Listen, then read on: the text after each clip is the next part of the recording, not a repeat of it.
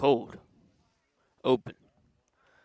Coming to you live from Yanceyville, we've got Bartlett Yancey taking on the McMichael Fighting Phoenix in just a few moments. First pitch set for 6 o'clock. Got an interview with manager Clark Erskine on the way as well. So thanks for joining us on YouTube and RoCoRadio.com. Let us know how the audio is in the comments as we get set for first pitch. Going to go ahead and get to the interview with Coach Erskine. Here's what he had to say.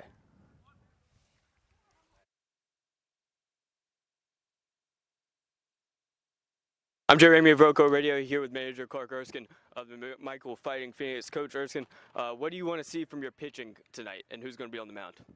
Eli Gann, one of our juniors, is going to be on the mound tonight, number 8. We really want to be who he is.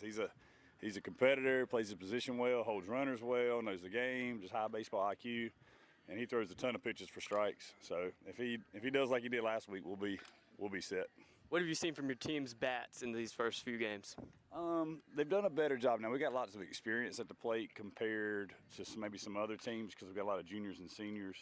But even the freshmen, the 2 freshmen we got, both those guys are having good at-bats when they get in there too. But the biggest thing is we're just putting in play with 2 strikes. And, I'm not trying to do too much with every pitch. And like Coach Gann said, you can't have a 6 RBI single. So they're just kind of keeping it basic. How's your team done defensively? Great. I think we've made, golly, I hate to, don't quote me, I think we made 1 error in 4 games, maybe 2. But defensively, we got experience there as well. So super proud of our defense.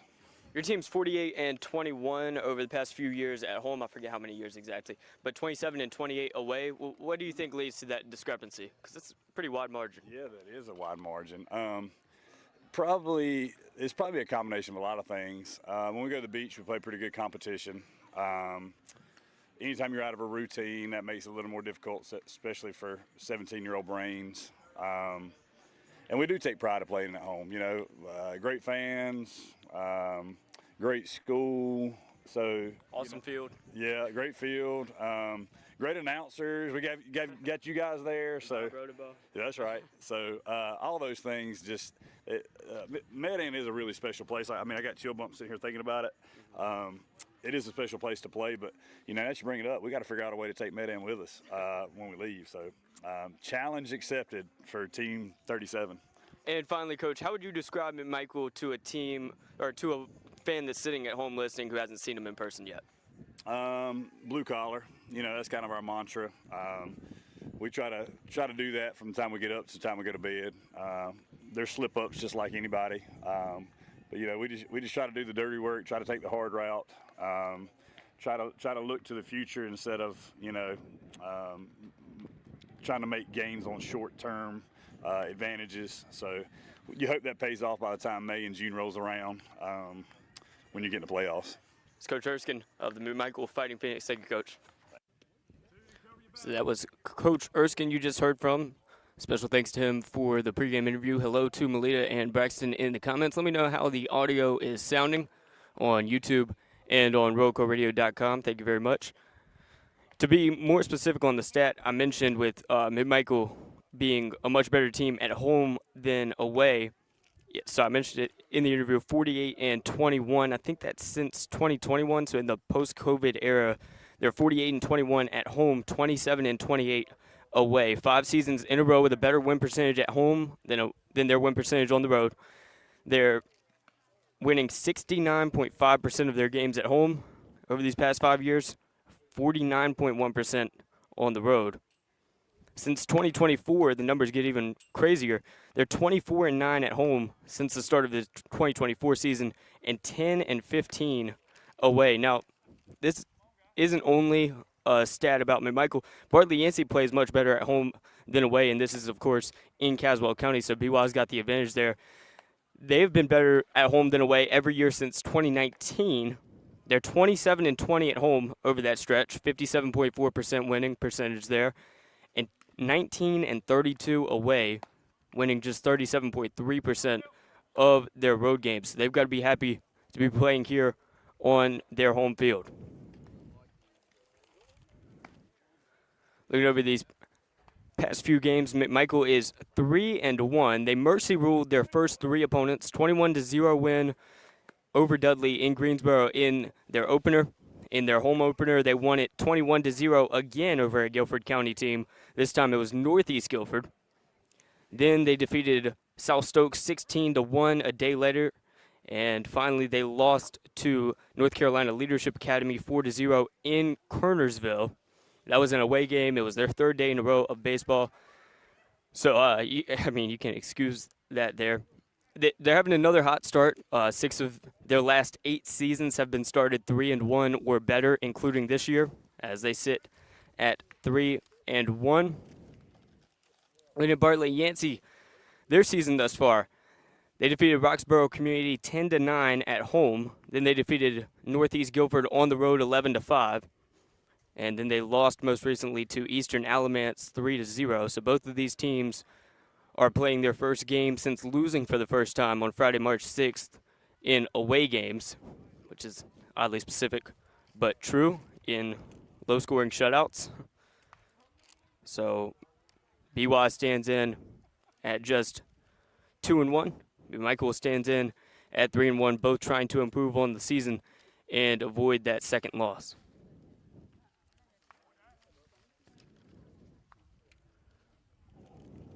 So we're happy to have you along for blue-collar baseball as McMichael is on the road against Bartlett Yancey. Looking at the playoff picture thus far, this is, we're far removed from the playoffs beginning, but going ahead and taking a look at it because it's interesting. If the season ended today, McMichael would be placed number 22 in the 3A. Bartlett Yancey would be number 41 in the 3A. The top 48 teams make it to the playoffs. They split them right down the middle into halves of 24. The top 8 seeds on the East and the West advance to the second round of the postseason automatically in the round of 32 with a bye into round 2. The other 16 teams on each side of the bracket compete to make it to the second round. So McMichael, it's a coin flip shot which side they end up on, and this is all assuming that every team chooses to participate in the playoffs, but McMichael would be on the eastern half of the bracket. Bartlett Yancey would as well if the season ended today, and it would be close to them playing each other. McMichael is currently the 12 seed. They would face 21 seed Heidi Trask. Bartlett Yancey's the 20 seed, so if Bartlett Yancey was just one below, they would be facing McMichael if the season ended today. Bartlett Yancey would take on Farmville Central in a 13 versus 20 matchup. They'd be going to Farmville Central. Winner of that game would play Whiteville, the 4 seed. Winner of McMichael Heidi Trask would play 5 seed Lewisburg, but there's long runway of season to go for both of these teams. This is just sort of a primer on what we can expect if it ended today. Bartlett Yancey post-COVID era are 46-52, so around 500. They're 36-34 since 2023, so this graduating class currently has a winning record over their seasons. Taking a look around the Mid-State Conference. Rockingham County number 1 in baseball with a 1-0 record because there's only been one conference game played thus far. So they beat Walkertown. Walkertown at the bottom, number 7. Looking at the teams tied for second because they haven't played a game. Bartlett Yancey's one of them, McMichael's one of them, Carver, Moorhead, and Reedsville. So the winner of this game would be number 2 in the conference if Rockingham County takes down East Chapel Hill. And if Rockingham County lost to East Chapel Hill, winner of this would take the number 1 spot in the conference. But these are the first games, and you can never expect that the season's going to stay the same way all season long. For example, McMichael football started off 2-1, and Reedsville football started off 1-2. And then McMichael didn't win another game, and then Reedsville didn't lose another game. So it's a long season. These are just how things are getting started. Rockingham County is currently playing East Chapel Hill, and McMichael softball is playing just a few feet away from us on the softball field here in Caswell County against Bartlett Yancey. Walkertown currently number 1 in the conference over Rockingham County, so it's just a reverse of the baseball Mid-State Conference as Walkertown's number 1, Rockingham County number 7, after losing for the first time in conference play since 2021. Meanwhile, BY Carver, McMichael, Moorhead, and Reedsville all yet to play their first conference game. Reedsville playing their softball opener tomorrow, Moorhead taking a week-long break, and we have no clue if Carver's going to field a softball team.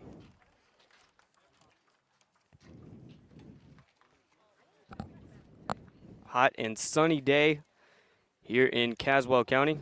I think it's around 80 degrees. A little bit of a breeze. It's 80 degrees here in Yanceyville, according to the weather app. 7-mile-per-hour winds, 13-mile-per-hour wind gusts. So if you hear a crashing noise, our table's falling over, just stick with us.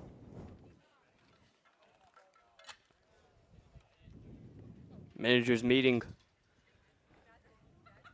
at home plate with the umpires. McMichael wearing gray jerseys, gray pants. Bartlett and Yancey wearing their white jerseys. A little bit of orange mixed in there. Then navy pinstripes.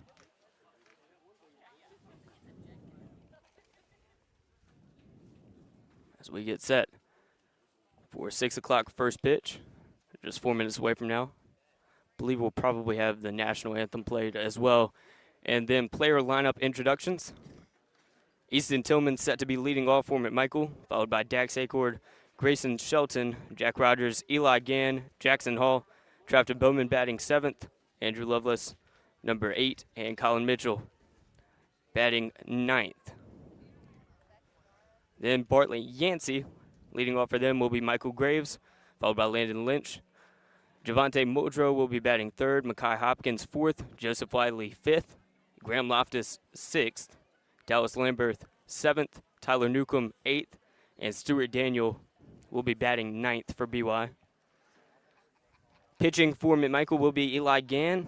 Jack Rogers will be the catcher. Andrew Lovelace at first, Will Spencer at second, shortstop Jackson Hall. Grayson Shelton playing third base. Dax Acord will be holding it down in right field. In center will be Colin Mitchell, and left fielder is going to be Easton Tillman. For Bartlett Yancey, they've got Tyler Newcomb on the mound, Landon Lynch batting second, Dallas Lambert batting third. Cleanup will be Stuart Daniel, Javante Modro batting 5th.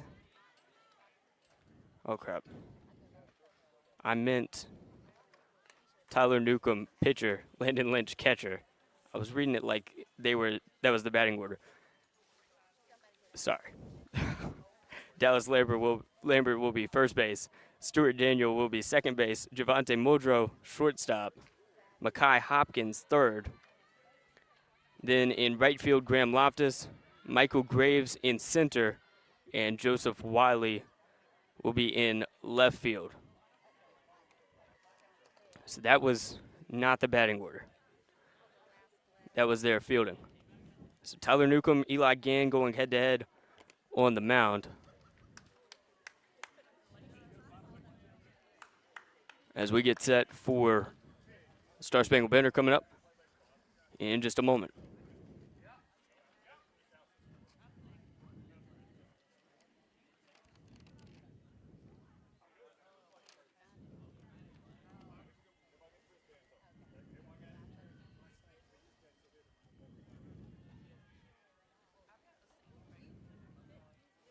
Just a slight breeze here in Yanceyville.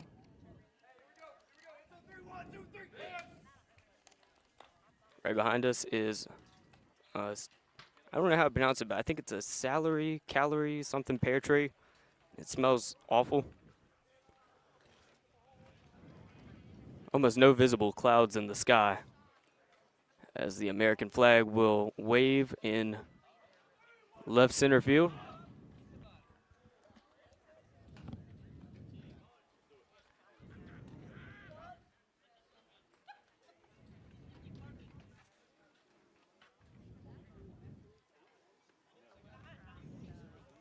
Bartlett Yancey's players run out onto the field. Tyler Newcomb, the pitcher, standing on the mound.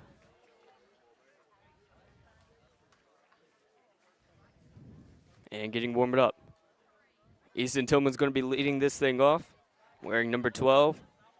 He'll be playing in left field today, followed up by Dax Accord, who's in right field.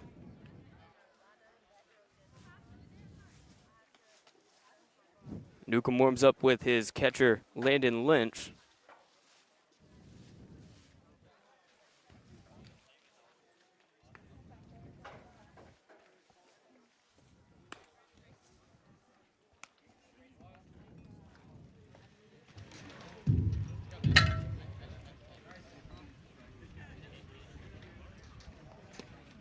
While the Yancey wearing navy hats with the BY logo in white,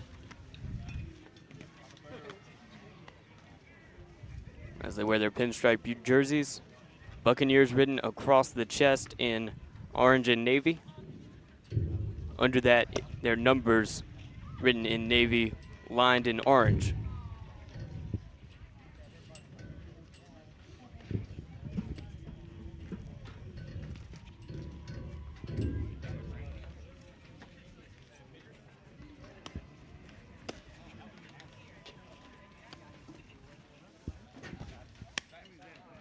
Tyler Newcomb continuing to warm up. Infield getting loose as well.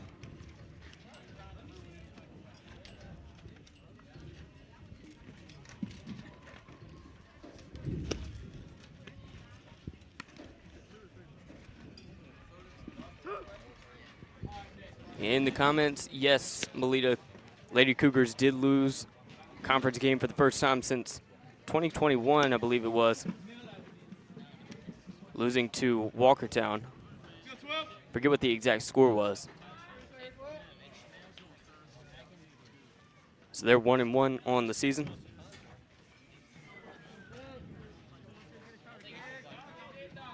Easton Tillman will stand in.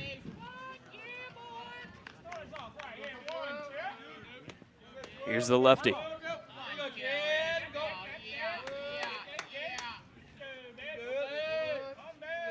First pitch on the way. Strike one. Tillman takes the strike one to start this game off.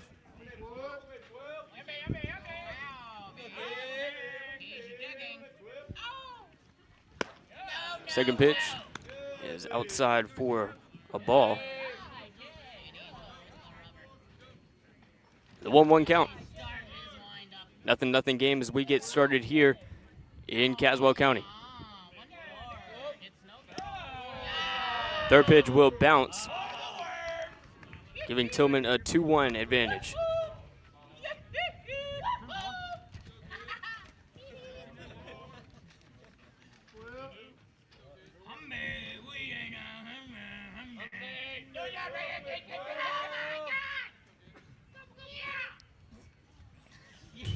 Tillman watches that one sail by himself and Landon Lynch, the catcher, giving him a 3-1 extended hitters count after going down 0-1 early.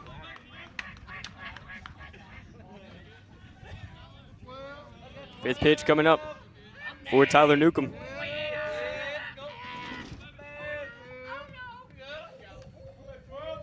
Newcomb sends it into the glove of Landon Lynch for strike two. Payoff pitch coming up.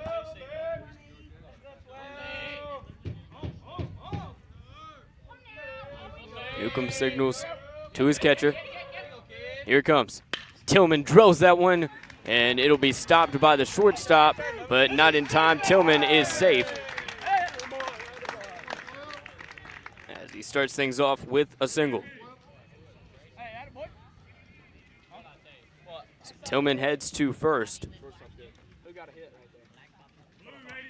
as Dax Acord will step in on the left side of the plate.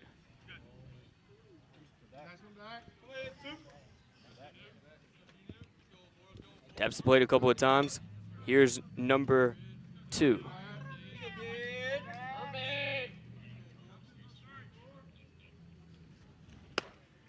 Takes the first one for a strike.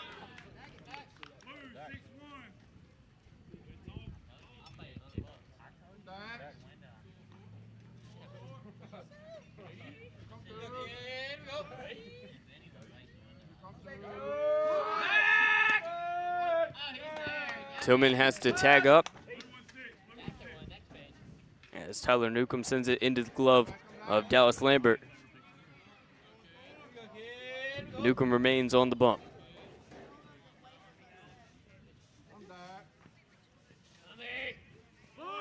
Showing bunt, lays it down towards first, and he will somehow outrace him and slide in on the slow roller. A perfect bunt by Dax Acord, and he slides to first while advancing Easton Tillman to second base. 2 runners on for McMichael here in the first inning with no outs. 0-0 score. Easton Tillman on second, Dax Acord on first, and Grayson Shelton at the plate.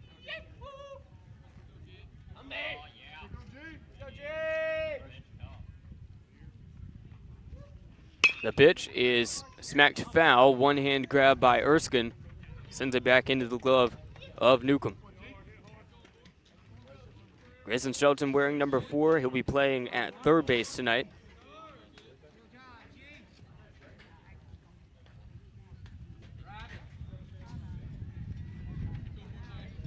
Steps back up. Even stance for the righty.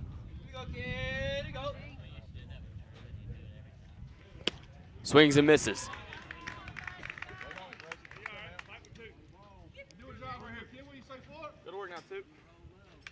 Shelton takes 2 strikes early.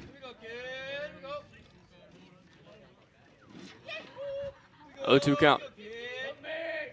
The pitch out of the glove of Landon Lynch, popping out of his glove. That'll make it 1-2.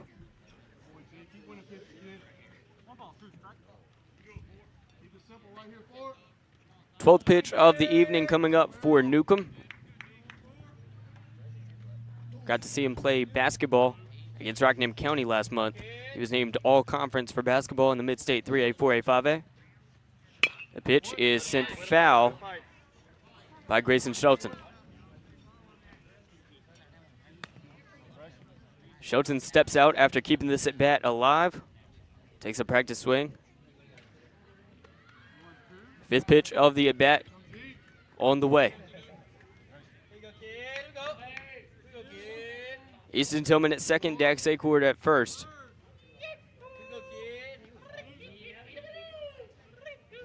Here's the pitch.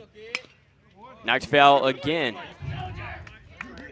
Back-to-back fouls for Shelton to keep the at-bat alive.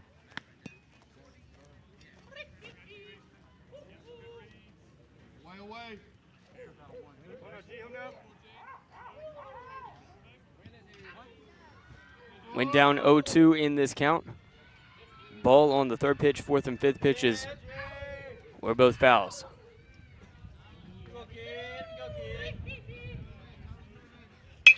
He will smack that one out into left field. Coming in and making the grab is going to be Joseph Wiley, who had to go down to one knee and lost his cap.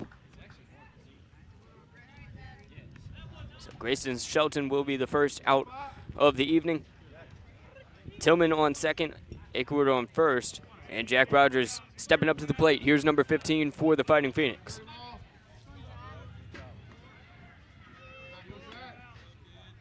Rogers, the catcher, steps up. The right-hander will drill that one in between second and third, and Tillman will stop at third. Ball is sent to the backstop. So Tillman rounded third initially. Looked hesitant. Left fielder tossed it in, and it was sent towards the fence, but Newcomb and Lynch were ready. Bases loaded for the Phoenix after the single by Rogers. Tillman's on third, Acord on second. Rogers on first.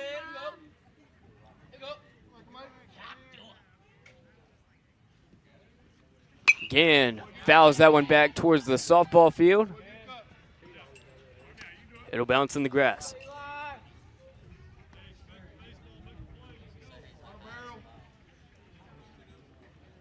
Here's Gann who will be the pitcher tonight.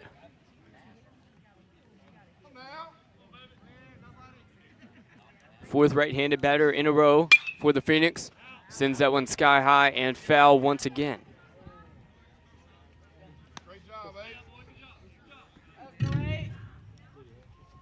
Ken's made good contact on the first two pitches, just hasn't been able to put it in play. Taps the plate a couple of times.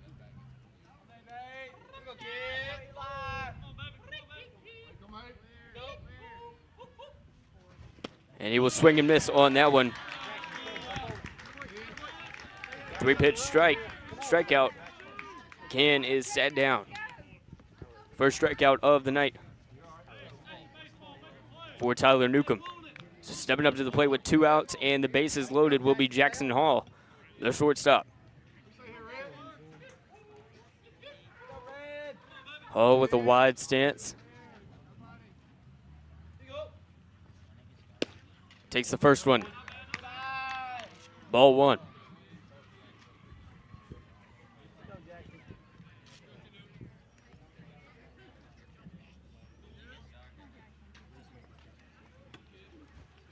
Easton Tillman, Dax Acord, and Jack Rogers all singled this inning, but no runs on the board yet.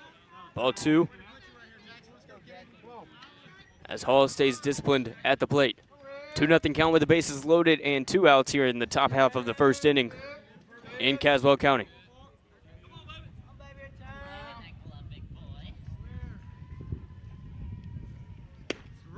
That one is high, but a strike is called.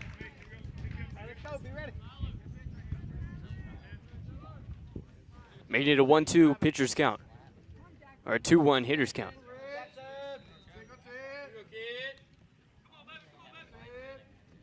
2-1 bases loaded. Newcomb sends that one down the middle for strike 2.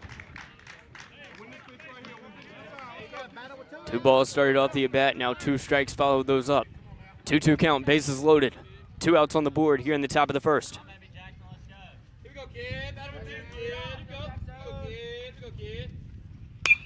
Sends that one up and foul. Sends that one towards the soccer/football field.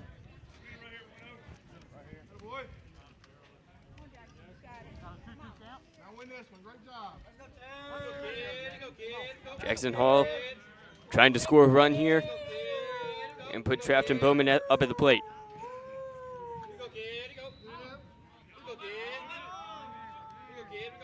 Hall sends that one foul. So went up 2-0 in the count, followed that with 2 strikes and now 2 fouls, keeping this inning going. 2-2 count. Tillman on third, Acord on second, and Rogers on first.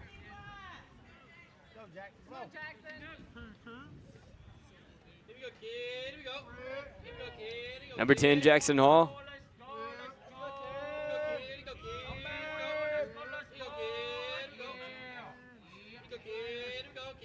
Here's the pitch from Newcomb. Sends that one into right field. It'll drop. And they say it is a foul ball. Phoenix players, fans, coaches can't believe it, as Newcomb gets away with one.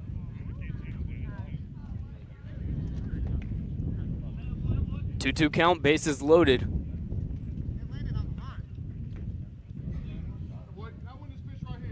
We are 7 pitches into this at bat.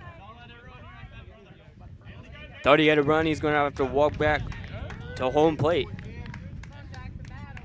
Here's Jackson Hall.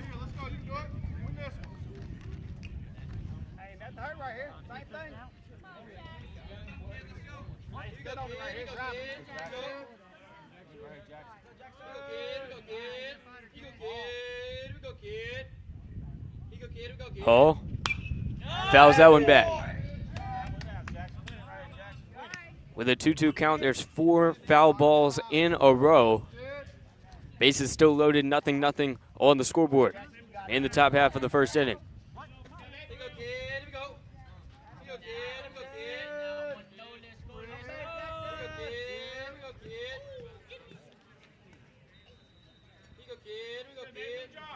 Jackson Hall takes it high, making it a 3-2 count.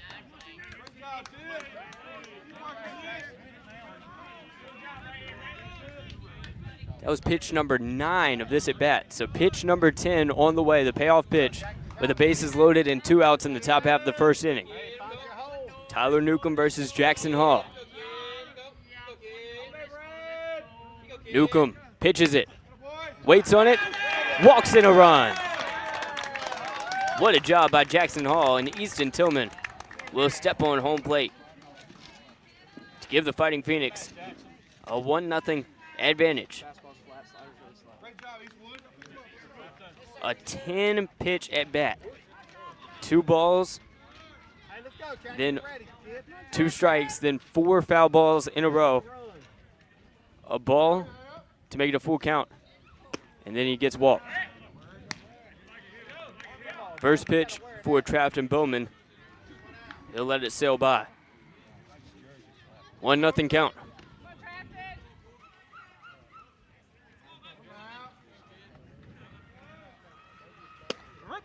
Second one is going to be a strike.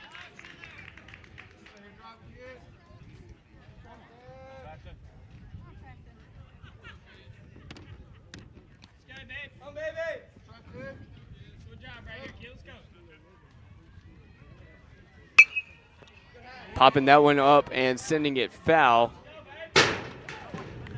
as it hits the top of the shelter over top of the fans. Here's Bowman.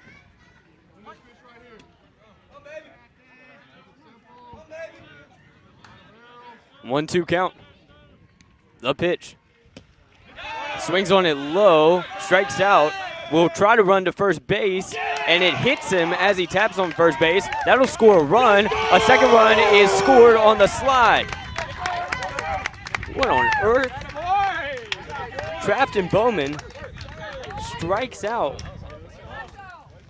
Dropping the catch will be Landon Lynch.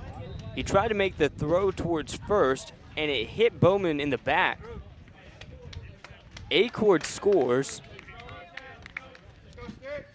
and Jack Rogers scores as well, sliding in to make it a 3-0 lead for Lee's Phoenix.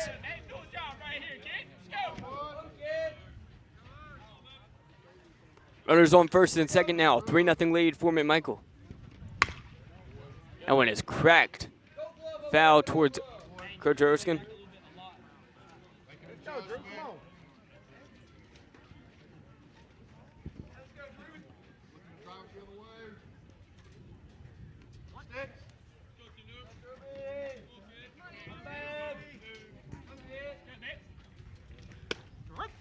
Lovelace takes it for strike 2. Andrew Lovelace at the plate. 0-2 count now. 2 runners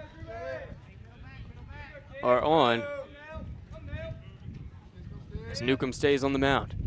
Here's the pitch. It'll be low, popping out of the glove of Lynch. He sends it back to Newcomb.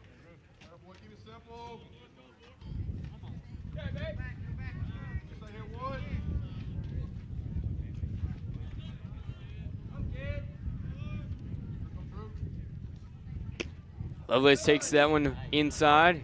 He says he was hit on the wrist or the forearm. Umpire says no, so it'll be a 2-2 count. Go, Andrew. Come on, kid.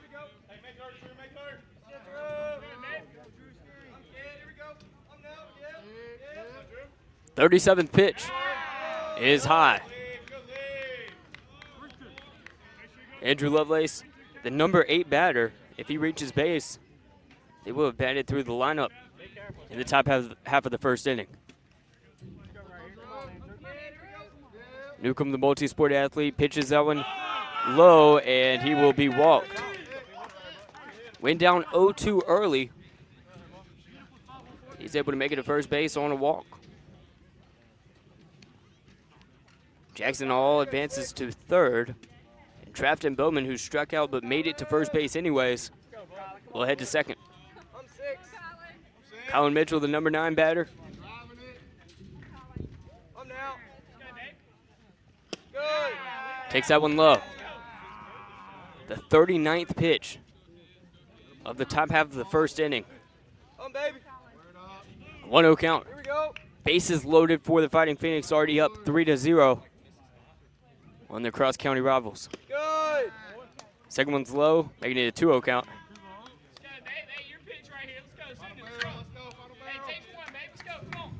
Hey, your pitch. Gotta be your pitch.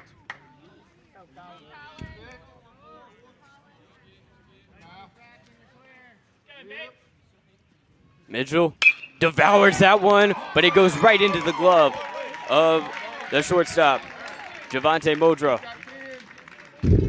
Fighting Phoenix will bat all the way through the lineup, really working the arm of Tyler Newcomb. 41 pitches thrown by Newcomb, and 10 of those pitches came against Jackson Hall, who was at the plate with the bases loaded and 2 outs. He went up 2-0 in the count. Then he had 2 strikes, so it was 2-2. He fouled off 4 consecutive pitches to keep the at-bat alive. Got that third ball, payoff pitch. And the 10th pitch of the at-bat, he was walked. So Hall walked in a run. Then after that came up Trafton Bowman, who struck out, but Landon Lynch dropped it. Bowman took off for first. Easton Tillman scored. And Dax Acor was able to score after Bowman was hit in the back with the ball in the base path. So the Fighting Phoenix are up 3-0. Jack Rogers would score after Andrew Lovelace was walked as well.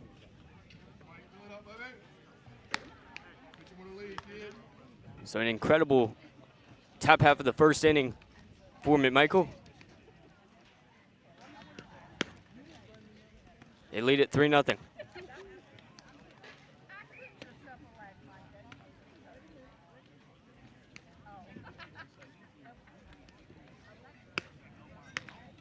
Let us know what you think in the comments. As McMichael leads Bartlett Yancey 3-0.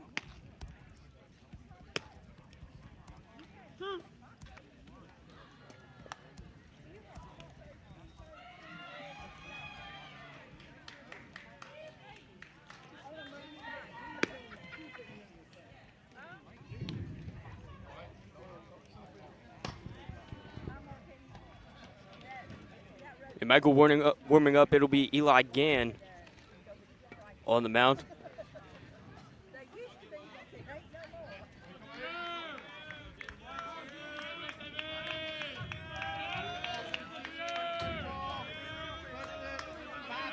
Michael Graves going to lead this thing off.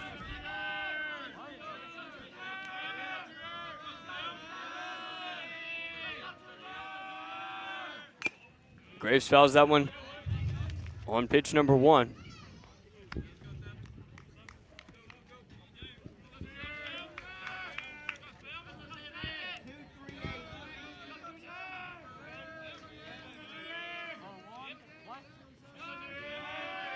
Gann puts his glove over his face and will send it as that one is fouled back towards the concession stand. 1-1 count. 0-2 count, excuse me.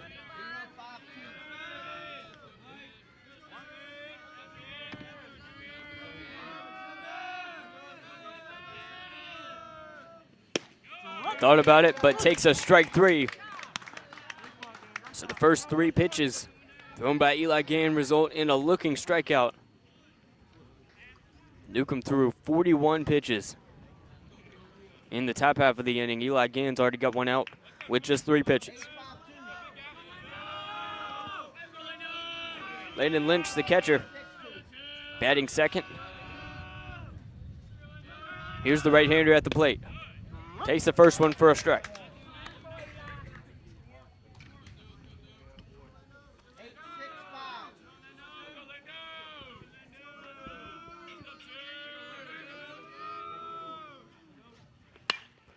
Second pitch is sent out into right field. Waving him off and making the grab is going to be Dax Acord. Good read, Dax. Attaboy.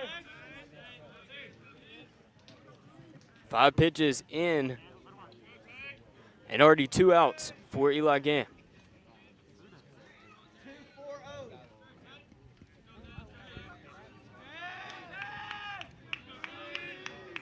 Stepping up to the plate is Javante Muldrow. Muldrow swings and misses on the first one. Muldrow made the grab on Colin Mitchell's fly out to send us to the bottom half of the first. That one fouled towards his dugout as Muldrow will step back up to the plate. Knock it down. Throw him out. You got good arms. Will, squeeze that middle just a hair.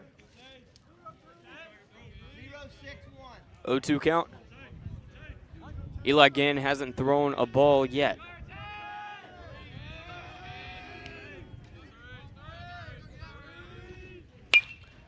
That one is sent sky high. And coming over from first base to make the grab, it'll be Andrew Lovelace.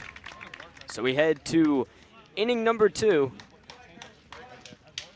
An incredible job by these Phoenix defensively. It took 41 pitches for Tyler Newcomb to get off the mound in the top half of the first, but Eli Gann, it took him 7 pitches. Sits down Michael Graves 1-2-3 with a looking strikeout. Landon Lynch flies out to right field, Dax Acord. And then we've got the pop out to Andrew Lovelace coming from Javante Muldrow. So we head to inning number 2. Easton Tillman will lead off once again, followed by Dax Acord and Grayson Shelton.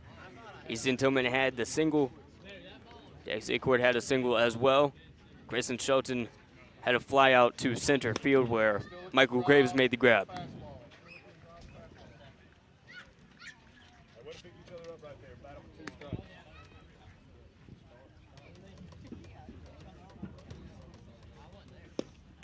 Hey, think opposite field gap on this guy, please. Where's J-Rod at?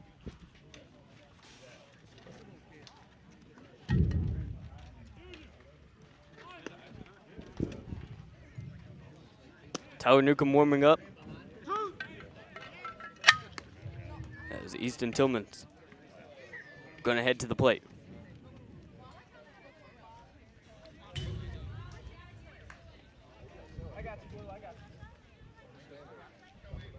Clouds have covered up the sun. Now some visible sunbeams if you're looking backwards from the actual field. So it was very sunny. Clouds have covered up the sun now. Still blue skies mostly above the baseball field. Wind picking up a little bit too. Number 14 Newcomb on the mound. Number 12 Easton Tillman at the plate. Righty pitcher versus lefty batter. To start off the second. Tillman cracks that one into deep center, and it is caught by Michael Graves over the shoulder.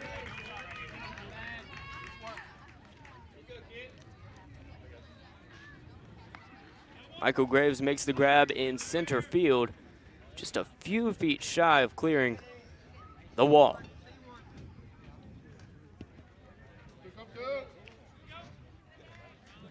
Acord taps the pentagon a couple of times and fouls it directly back into the fence. 0-1 count for Acord.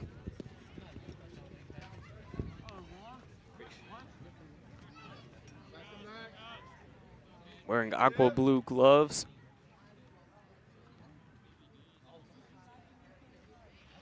Swings the barrel and sends it into shallow left field. So Dax Acord now 2 for 2 on the night.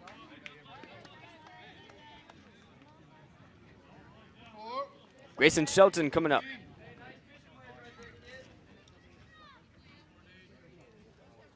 Shelton had the fly out to center in the first inning.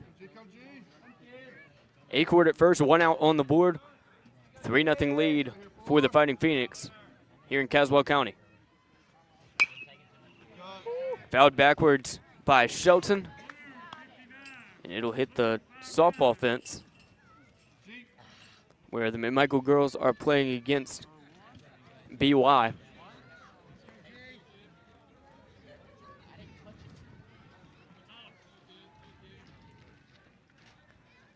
Shelton holds still, takes it low,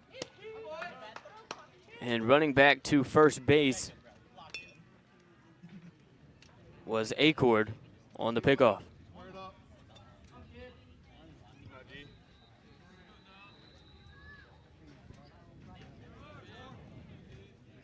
1-1 count with an out on the board. Newcomb with a pickoff attempt. Tagging back up will be Acord.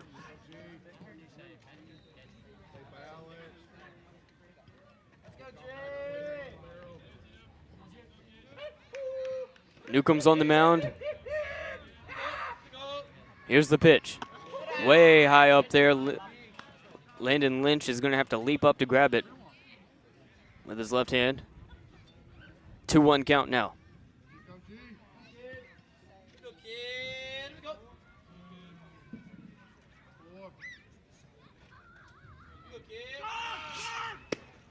Shelton takes that one. Acord looking to steal. He does.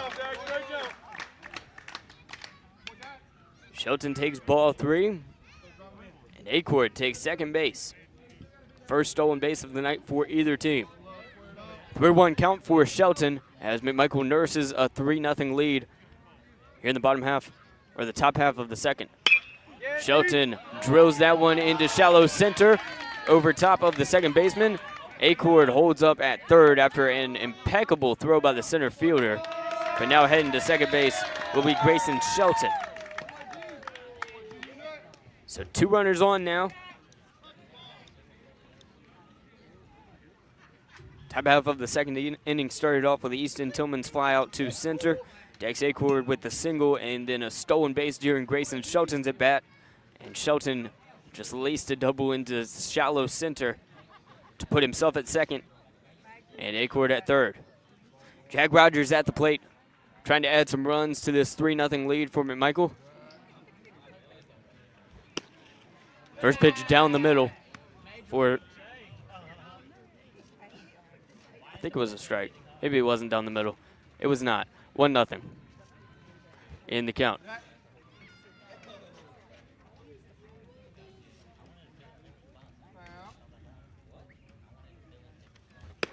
Newcomb sends that one inside. Number 15, Jack Rogers, dodges it.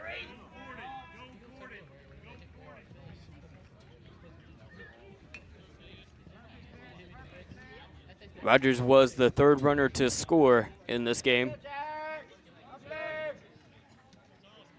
Hit a single to advance the runners to second and third and load the bases up back in the first.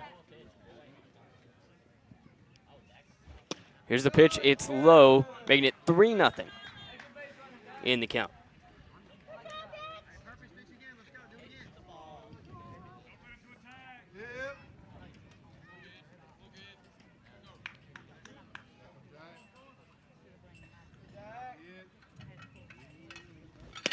Rogers takes that one for a strike. First time Jack Rogers has taken a strike this ball game. It's a 3-1 count. Acord on third, Shelton on second.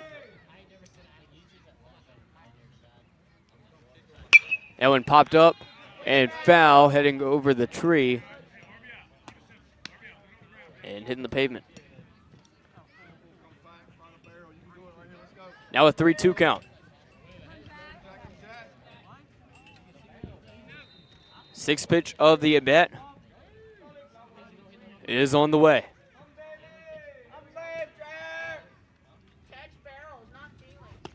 Oh, and I believe he either got hit or got Ball 4. One and the same. He walks to first base. So Jack Rogers responsible for loading the bases for the second time this evening. Rogers on first, Acord on third, and Shelton on second. Probably should have said that in order. But here comes Eli Gann up to the plate with the bases loaded. Had a strikeout in the first inning. With the bases loaded as well. Takes that first one high. 1-0 count.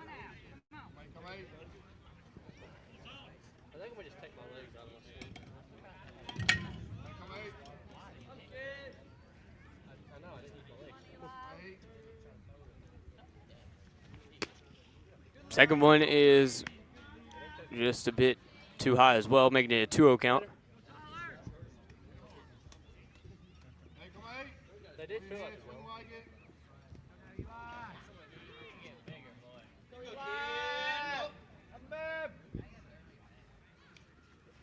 Third pitch is popped up foul. It'll go through the tree. Made it a 2-1 count.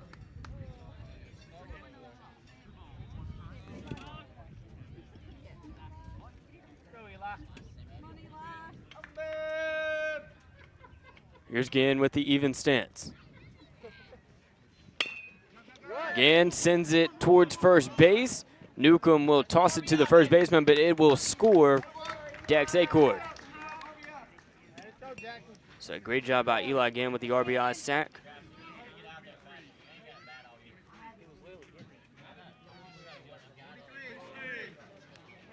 Punching in the score from Acord. Acord has scored twice today, counting for 2 of the 4 runs on the scoreboard. Grayson Shelton advanced to third, Jack Rogers to second.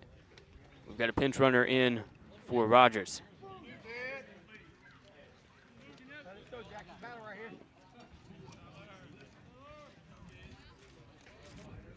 Pinch runner for Rogers will be Peyton Priestley.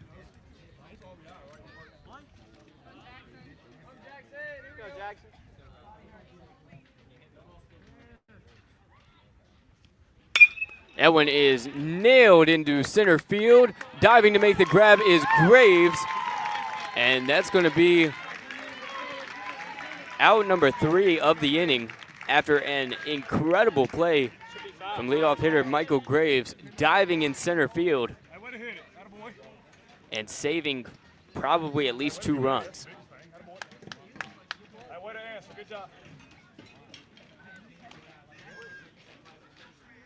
So an impressive play from Graves sends us to the bottom half of inning number 2. But they don't come out of here unscathed, as McMichael did score a run. Took 19 pitches for Newcomb to get off the mound. He's now 60 pitches in as we head to the bottom half of the second inning. 4-0. McMichael ahead, trying to improve to 1-0 in the conference. Thanks for joining us here on RoCo Radio's Facebook. Well, we're not on Facebook. RoCo Radio's YouTube or RoCoRadio.com. Let us know where you're listening in from in the comments if you're on YouTube.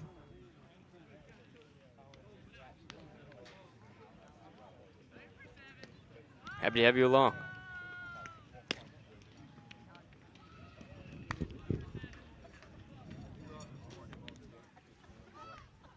It'll be Makai Hopkins, Joseph Wiley, and Graham Loftus due up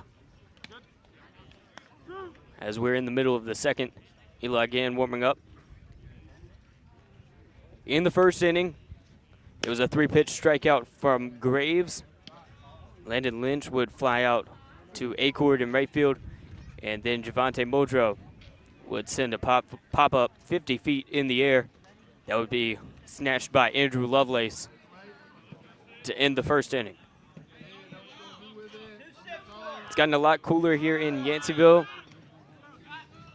Actual temperatures only dropped 2 degrees, but the sun is starting to set and it's fallen behind some clouds. Got a swing and a miss from Mekhi Hopkins on the first pitch. So it's an 0-1 count. 8-3-5.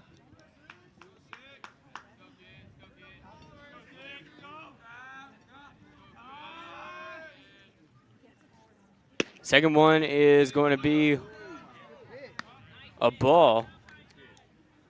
Make it 1-1, and that's the first ball of the night thrown by Gann.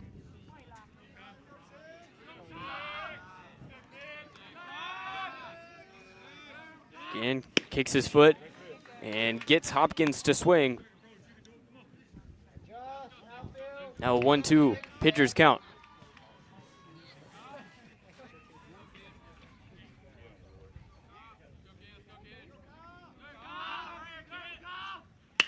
That one is sent into left field.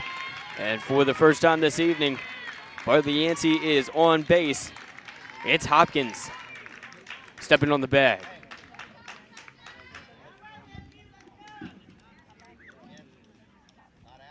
Hopkins with the single as Joseph Wiley will come up to the plate. So a runner on first. 0 outs for BY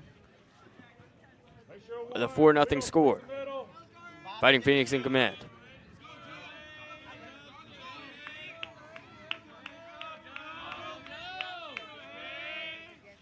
Wiley swings and misses on the first pitch.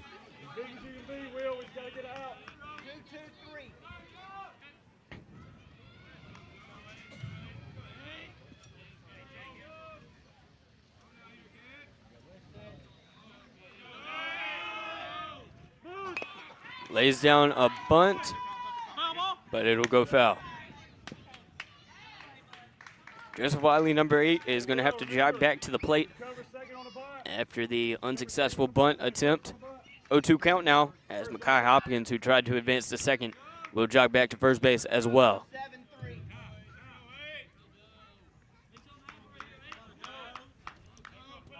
Eli Gann on the mound for the Fighting Phoenix. Here's number 8. He's done a great job pitching thus far. Pickoff attempt as Hopkins will tag up.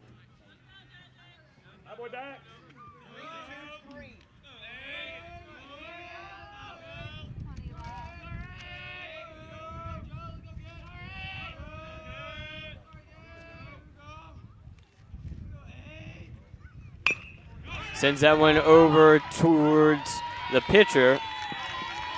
Third baseman ran in as well. Grayson Shelton jogged forward. Eli Gann was the one to grab it. Hey, you still got to play. Still got to play. Don't let that ball roll. So Joseph Wiley advances to first base. Hopkins to second. And there are 2 runners on here in the second inning. Graham Loftus going to come up to the plate. Well, they put Joseph Wiley back. So I think they're waving that one off.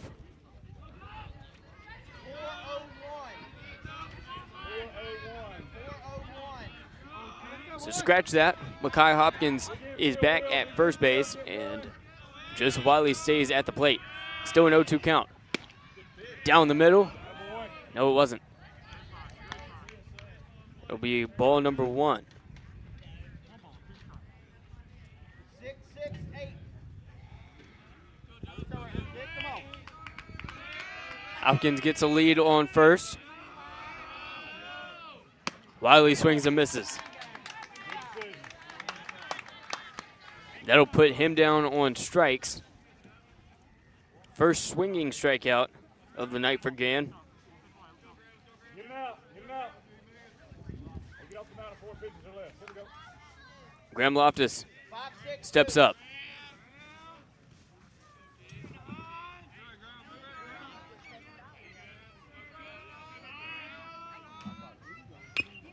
Loftus swings on that one low. Makes it an 0-1 count. Right. 4-0 lead for McMichael. BY at the plate with 1 out on the board. 0-1 count right now for Graham Loftus in his first at-bat of the ball game.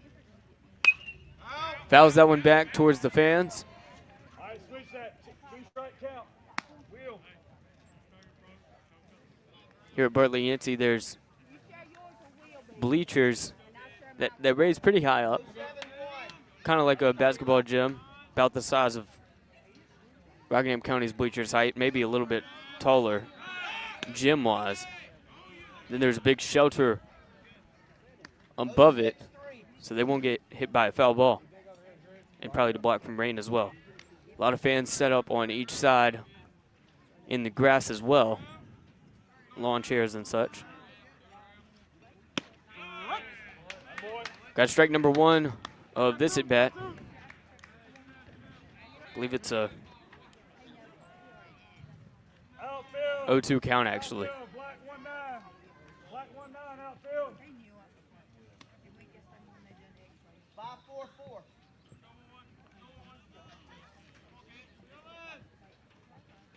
Here's Gann on the mound.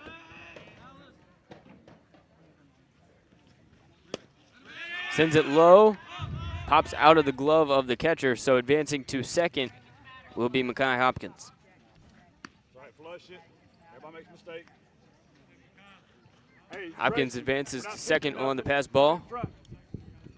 Infield, get dirty, save a run. Keep it in the dirt. 8-6-3.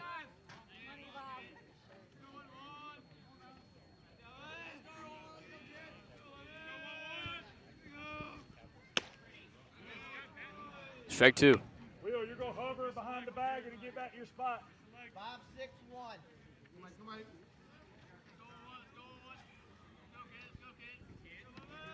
Got a 2-0 count with 2 outs on the board.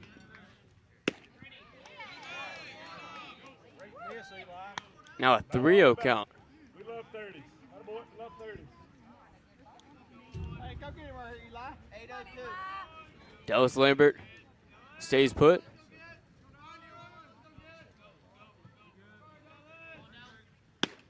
Takes it high and will jog to first base. First walk of the evening given up by Gann. Andrew's not holding. Hopkins will stay put at second. So Mekhi Hopkins at second. Joseph Wiley and Graham Loftus both in the dugout after getting out. Dallas Lambert at first and Tyler Newcomb at the plate. He's thrown 60 pitches. Now he will be in his first at bat. Takes it high for a strike. You got to see him. 8-4-2.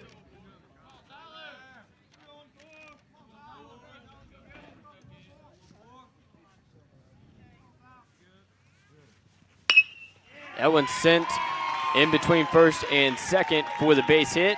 Rounding third, but staying put after the throw from Acord will be Mekhi Hopkins. So he saves a run from coming in, but now the bases are loaded for BY. Newcomb lacing one into right field, putting Hopkins at third and Lambert at second. Now Stuart Daniel will come up to the plate with the bases loaded. 4-0 lead for McMichael. BY looking to change that. 8-1-8.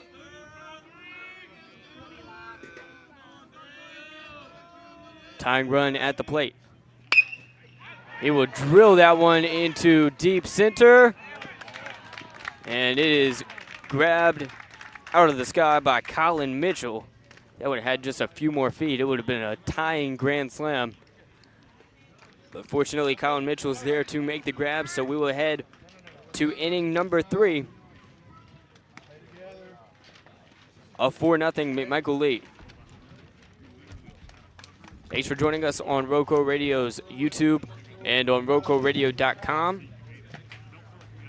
You can listen to Joe Dexter's call of the Rockingham County Cougars baseball squad taking on East Chapel Hill right now on Facebook, YouTube, Substack, or RoCoRadio.com as well.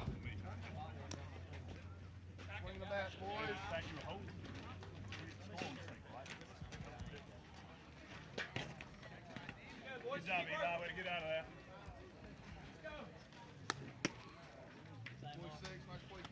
Hey, you won the first two, win the third one. Let's go, put them up, put them up.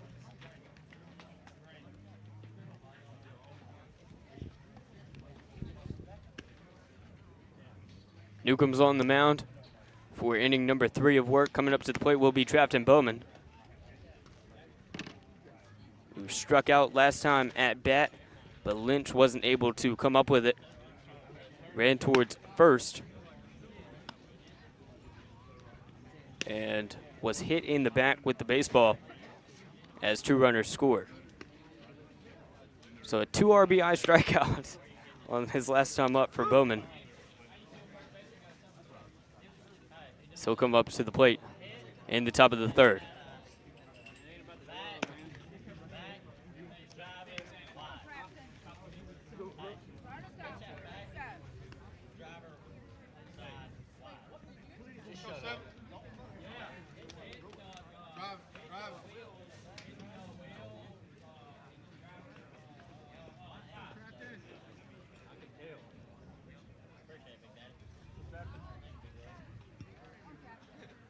Here's Bowman at the plate.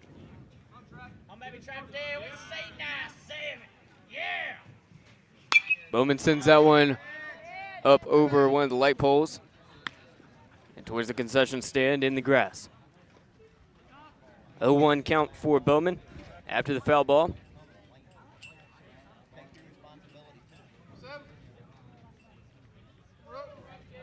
Sun peeking in from behind the clouds as he will send that grounder towards second, trying for the 4-3 and getting it will be BY. Stuart Daniel connects with Dallas Lambert to send Bowman back to the dugout.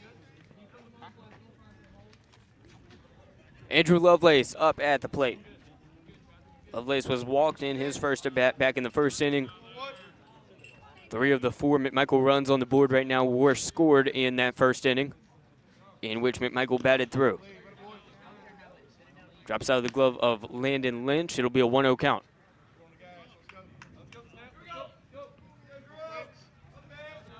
Little bit of wind here in Yanceyville as the sun is coming out. Swing and a miss from number 11, Andrew Lovelace, once again.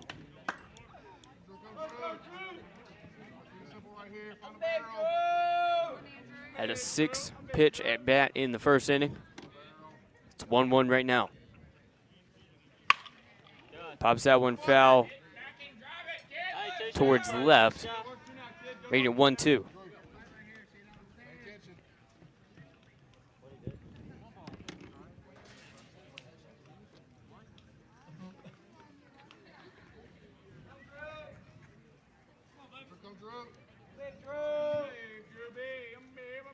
Here's Lovelace.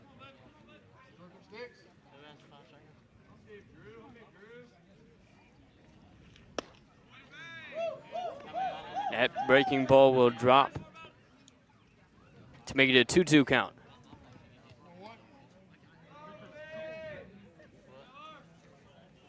Melita's asking in the comments, can I see the softball scoreboard?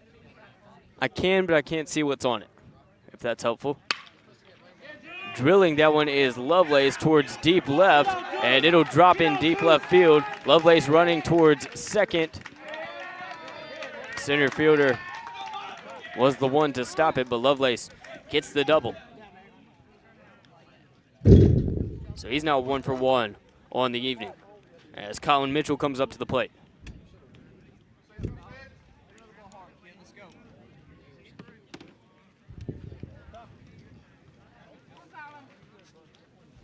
Colin Mitchell at the plate, Easton Tillman on deck. I'm back. Here's Mitchell. Center fielder takes that one low. 1-0 count. With the bases loaded in the bottom of the second, Colin Mitchell made the grab to keep it a shutout here in Yanceyville. That one popped back as well by Mitchell.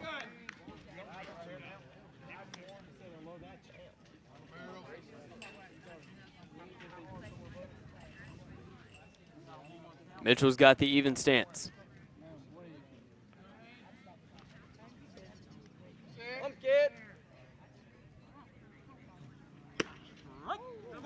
Mitchell takes it for a strike to make it 1-2.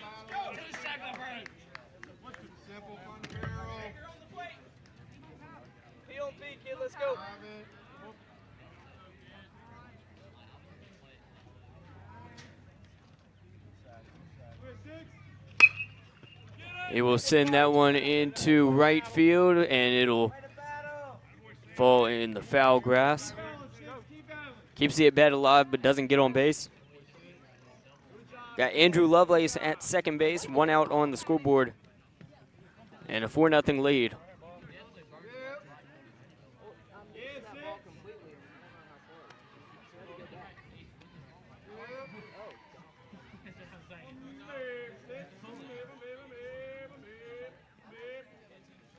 Mitchell hammers that one into deep left. It's going, and at the fence. That'll score 1 run. He is going to stand up for the RBI double. Colin Mitchell brings in Andrew Lovelace.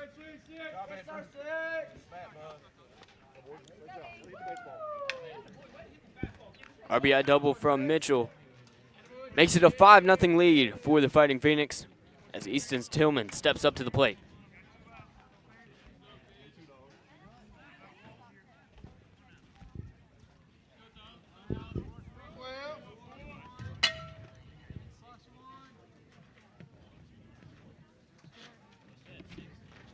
Tillman, right of the plate, dodges that one as it's inside from Newcomb.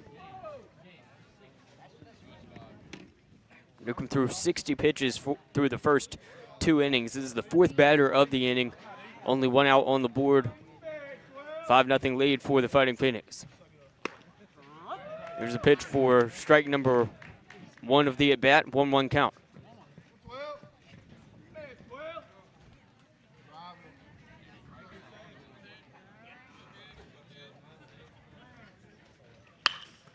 Tillman slaps that one into deep right field. It'll drop, and we might have back-to-back RBI doubles. Yes, we do. It's a 6-0 lead for the Fighting Phoenix. Colin Mitchell, just 3 pitches after getting an RBI double, will score on an RBI double from Easton Tillman.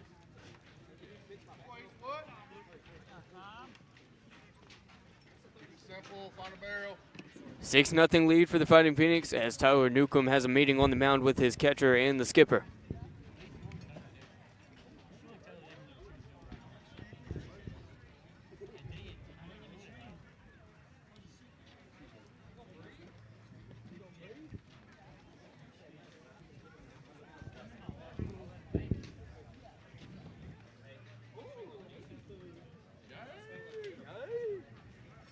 Six 6-0 lead for the Fighting Phoenix.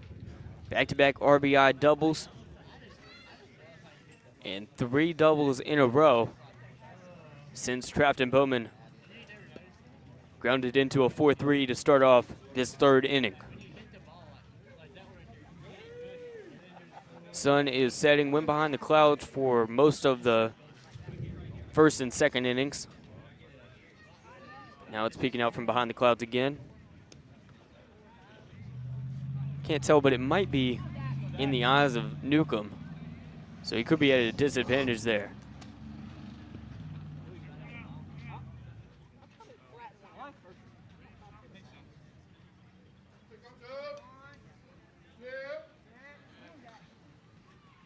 Acord sends that one up high towards the BY dugout, and it bounces off the top of the dugout to make it 0-1.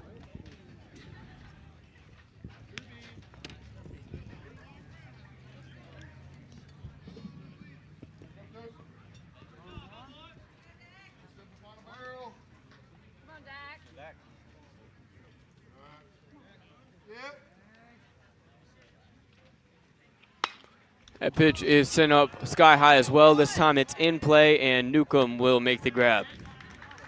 Out number 2 of the inning.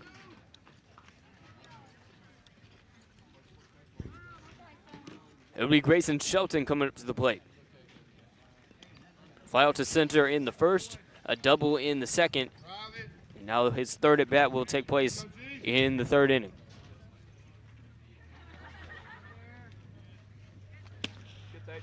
Shelton takes the first one. 1-0 count.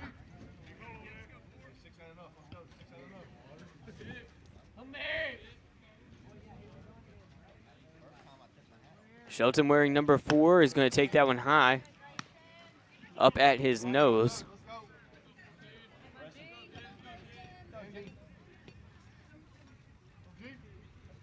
2-0 count.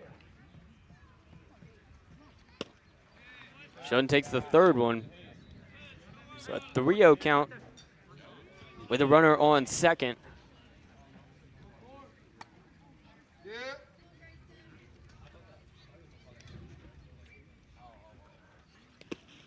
And that one bounces in the dirt. A 4-pitch walk for Shelton puts a runner on first to join Easton Tillman, who stands on second base. Jack Rogers comes up to the plate. He had a single in the first, a walk in the second. He scored the third run of the game in the first inning. Let's go, Jack! Here's Rogers. Right-handed hitter. Takes the first one for a strike. 0-1 count.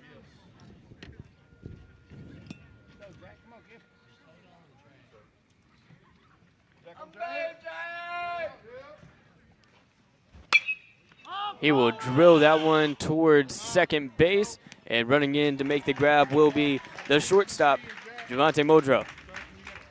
So we head to the bottom half of the third. 2 runs scored by the Fighting Phoenix to extend their lead to 6-0.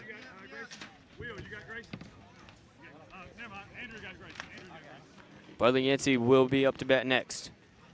Back to the top of the lineup, it'll be Michael Graves leading off. Landon Lynch following him. And in the hole, Javante Modrow. Their first inning didn't go well. Took 7 pitches for Eli Gann to get out of there. Strikeout looking for Graves. Lynch with a fly out to right field. And Javante Modrow with a pop out to first base. Gann going to warm up.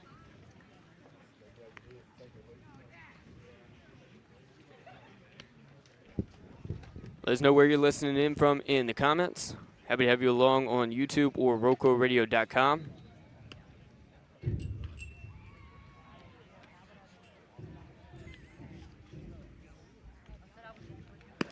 As McMichael holds a 6-0 lead in their first conference game of the new Mid-State 3A, 4A, 5A iteration.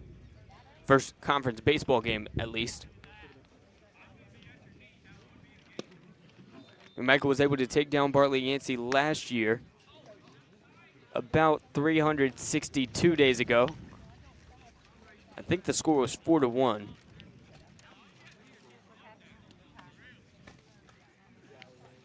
Yes, it was 4-1, March 13th, 2025.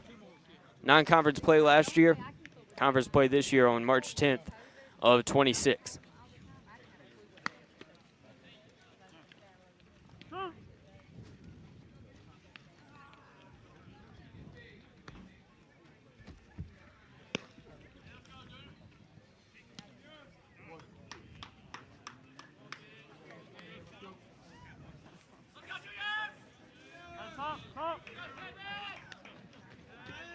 Michael Graves, the center fielder, stands in to take the first pitch of the bottom of the third.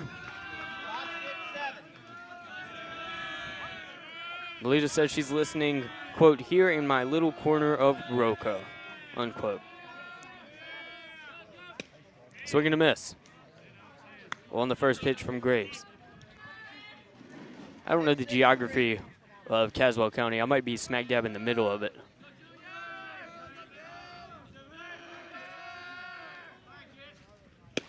Here's a swing and a miss once again from Graves.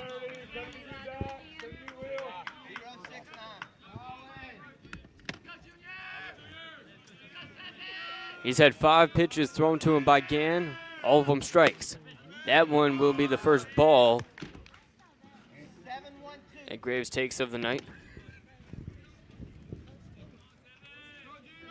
1-2 count.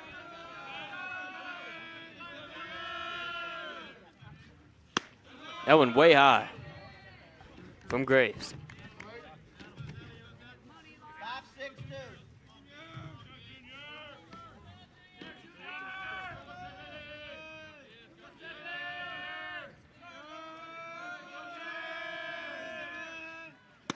Graves, a swing and a miss. 2 strikeouts for Graves on the night. First one was looking, this one was swinging. Landon Lynch will jog up to the plate.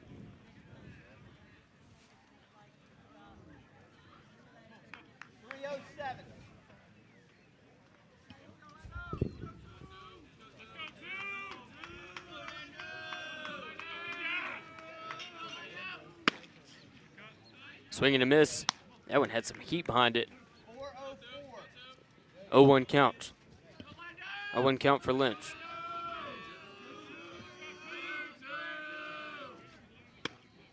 That one is high.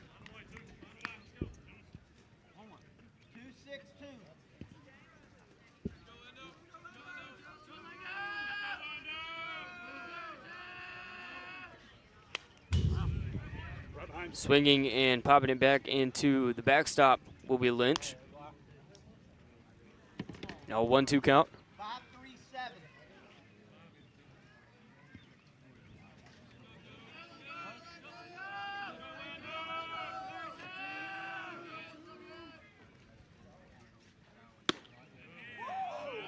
Now a 2-2 count after the ball was thrown by Eli Gann.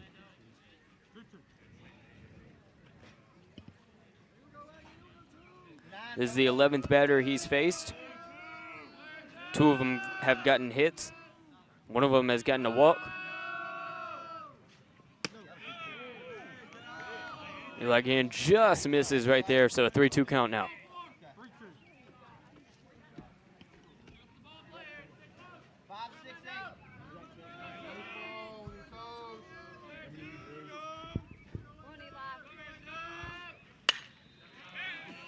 Sends that one into deep center, but staying put and making the grab will be Colin Mitchell for out number 2 of the inning.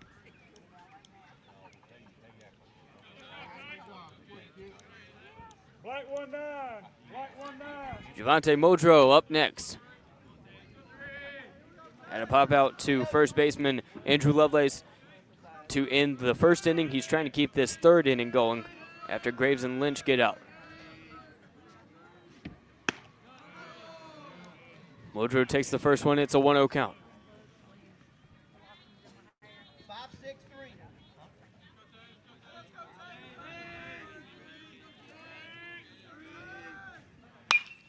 Second pitch is sent into right field. Shallow right field, and dropping back to make the grab will be second baseman Will Spencer. So 3 up, 3 down. The same 3 that went 3 up, 3 down in the first inning as well. We head to inning number 4, a 6-0 lead for the Fighting Phoenix here on the diamond in Bartlett Yancey's, or at Bartlett Yancey's home.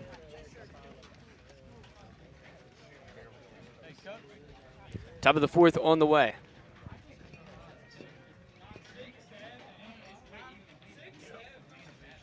Saw something interesting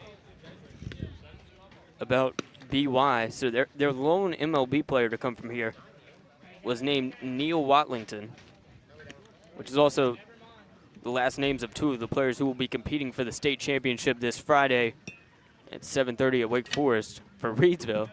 We'll be covering that on RoCo Radio. Make sure you give us a listen. But Neil Watlington, he was born in 1922 in Yanceyville, and before he went to World War II, he played a couple of games with the Mayadan Millers, who were a baseball team in Mayadan, where these McMichael Fighting Phoenix are from, in 1941. He served in World War II, got a Purple Heart, and then he returned as a 24-year-old. One of the fans here in Caswell County saw him, recommended him to a Giant scout. Then he would play in Danville, Virginia, Knoxville, Tennessee, Jersey City, New Jersey, in the same stadium where Jackie Robinson would break the color barrier. And he would play in Ottawa, Canada. And his contract was purchased by the Philadelphia Athletics, where he would catch just a few games. Got the first pitch thrown by a black player for the Athletics organization, Bob Treese. They had been teammates in the minors. That's why the coach let him be the starting catcher. He also played in the Yankees and Cardinals minor leagues.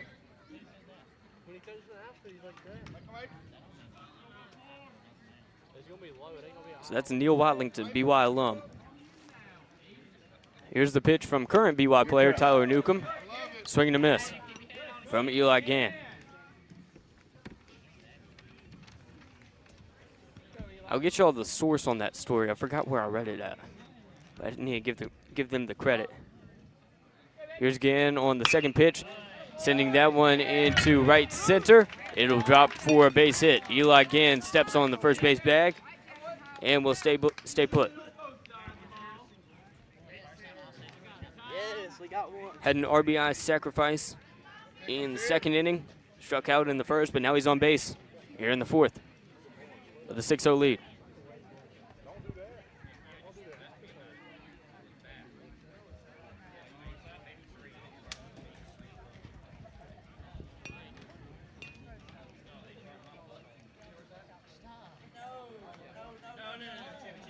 I think it was at ripbaseball.com that I read about Neil Watlington. Very interesting for the Caswell County guy who played for the Maid and Millers.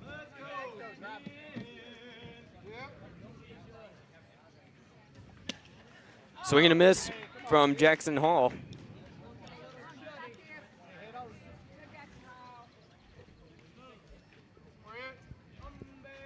Oh, 0-1 count. Runner on first.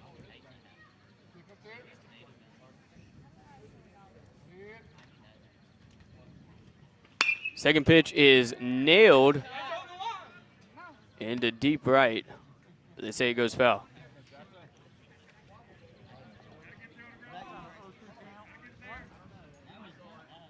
0-2 count now as Newcomb stands on the bump.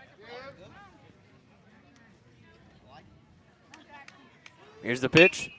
It is sent into shallow center, and it'll drop.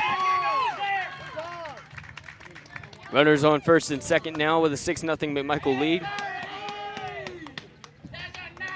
After Jackson Hall gets it to drop.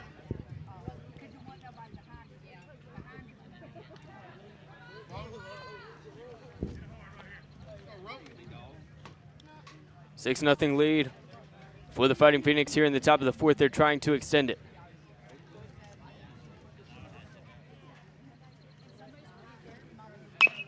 That one is chopped foul by Trafton Bowman. Lucas Smith pinch running for pitcher Eli Gann, who got on base to start off this fourth inning.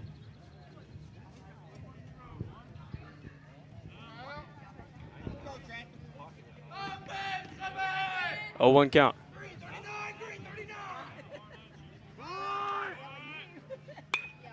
Lays down a bunt, tries to make it to first base. Will he? And an errant throw will score a run as he steps on first base. And McMichael now leads it 7-0. Scoring for McMichael is going to be number 18, who was pinch running for Eli Gann, Lucas Smith. So now a 7-0 lead for the Phoenix.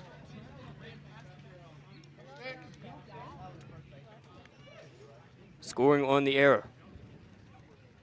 Let's do a job right here, G. Let's go. It's Andrew Lovelace at the plate. Taking the first one for a strike one.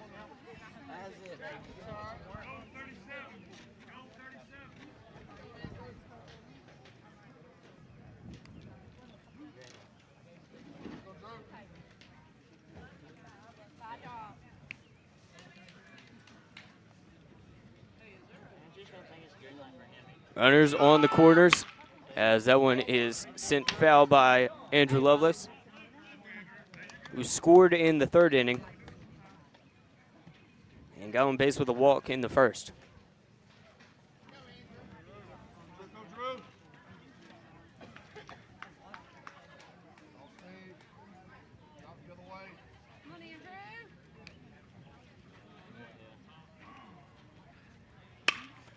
Lovelace sends that one into the glove of a leaping shortstop for the first out of this fourth inning.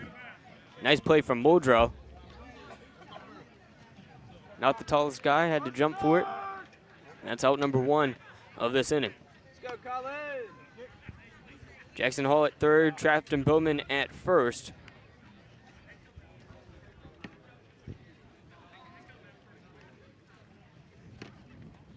Colin Mitchell now out at the plate. Center fielder takes the first one Good lead. for ball 1. Stay up. Let's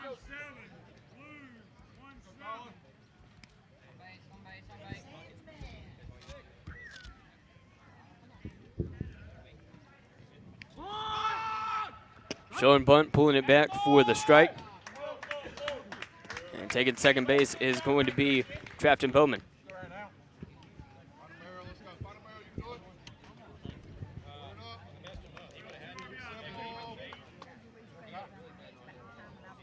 I'm assuming the McMichael softball team Mercy ruled BY, but I don't know. Because softball girls have left that field. And Melita said they were up big in the comments. So that would mean they would improve to 1-0 in the conference, tied with Walkertown for first in the Mid-State 3A, 4A, 5A. 2-1 count now. So Newcomb pops that into the glove of Lynch. 3-1 count now.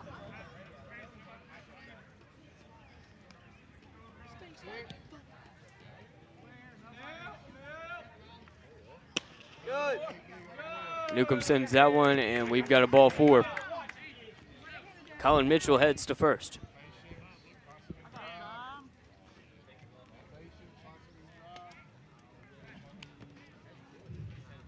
Jackson Hall on third. Trafton Bowman on second. Colin Mitchell on first. We've got bases loaded with 1 out. 7-0 lead from McMichael. Meeting on the mound for Newcomb, and they'll put a new pitcher on there.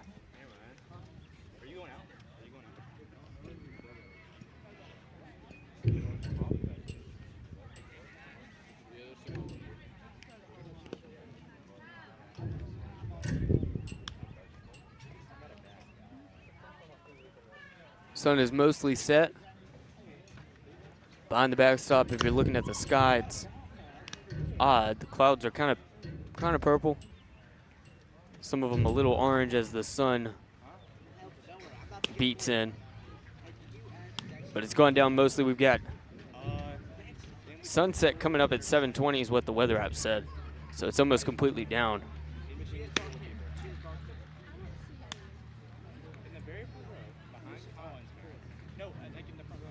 Andrew Lovelace is pitching. No, he's not. I was looking at the wrong roster. Dallas Lambert will be pitching for BY. Yeah, that would be weird if Andrew Lovelace was pitching to his team. Very strange.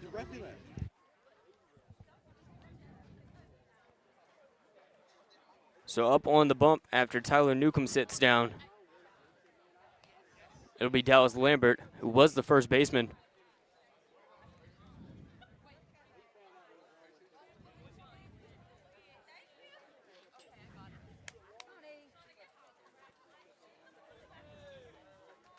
Lambert steps up.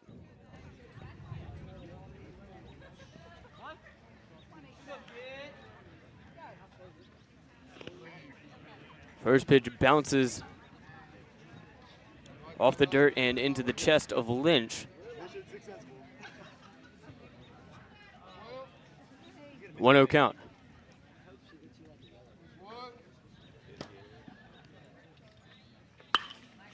Tillman sends that one into center field, and running forward to make the grab be the center fielder, but trying to score, tagged out at home.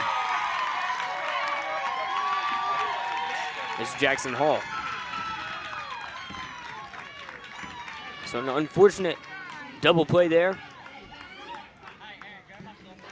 Flying out Easton Tillman towards center fielder Michael Graves, who's done an impressive job in center field tonight defensively.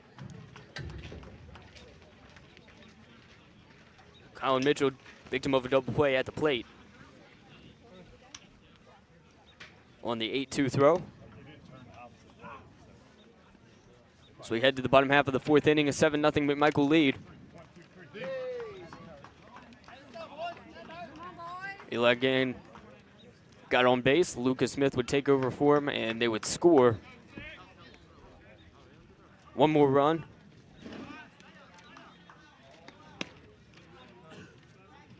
They've scored in each inning.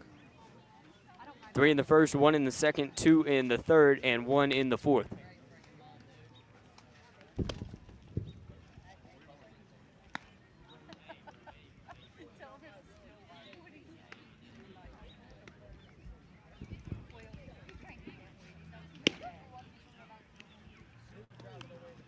Thanks for joining us on YouTube or on RoCoRadio.com. Got a listener in from Eden, North Kakalaki. Please don't say that. Very strange.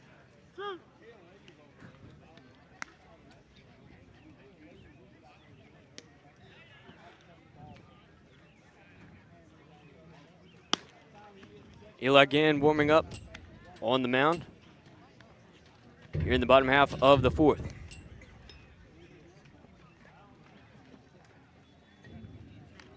He put down 3 consecutive batters in the first, put down all 3 of the same batters in the third.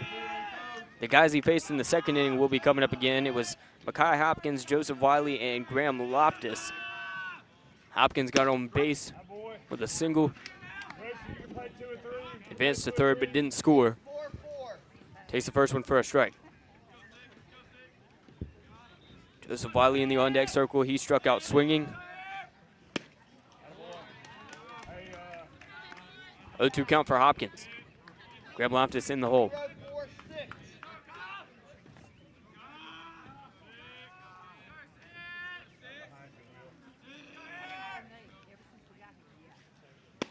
Again sends that one and strikes him out swinging.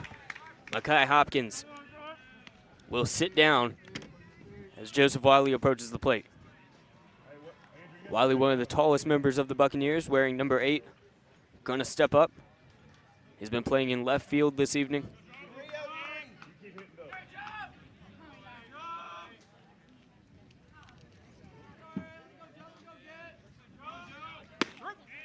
Here's the pitch for the strike. 0-1 count. 8-4-8.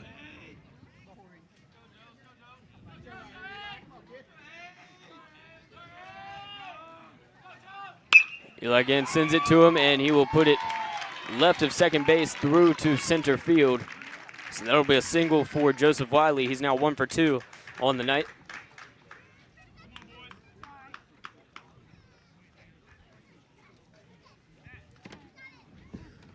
Graham Loftus up next.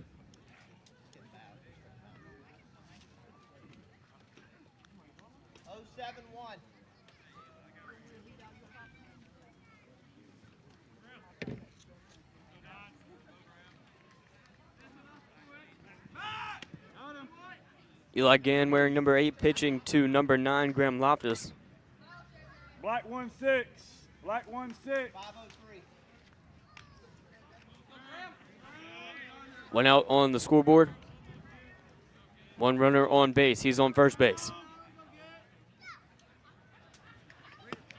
Gann puts that one low. Knock it down. Attaboy, Andrew. Yeah, body. Andrew Lovelace stops the ball with his body at first. Hey, big infield. Big infield. 7-3. After Joseph Wiley tried to steal, he tagged back up.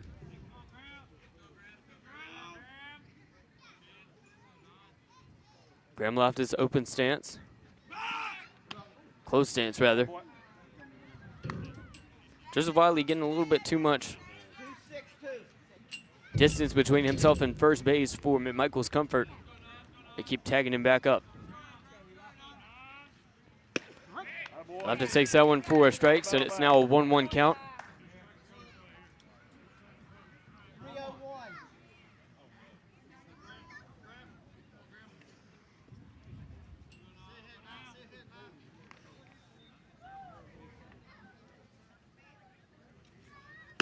That pitch is high, making it a 2-1 count.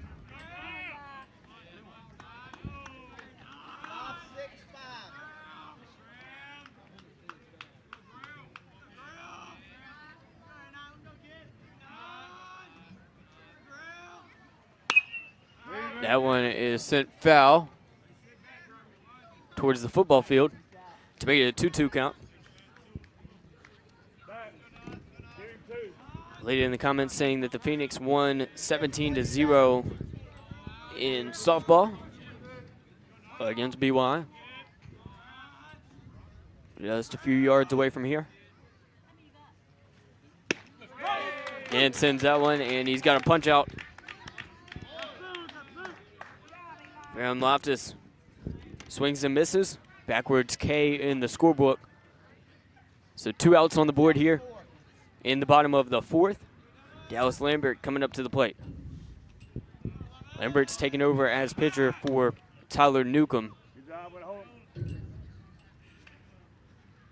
as they force a tag up once again from Joseph Wiley. 6:05.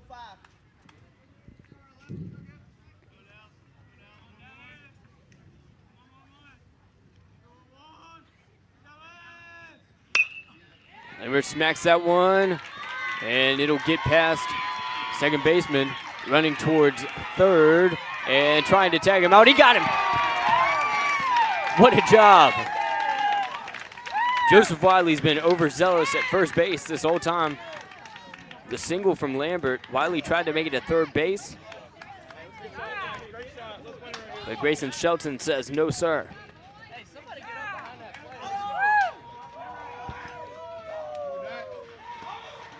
What a play.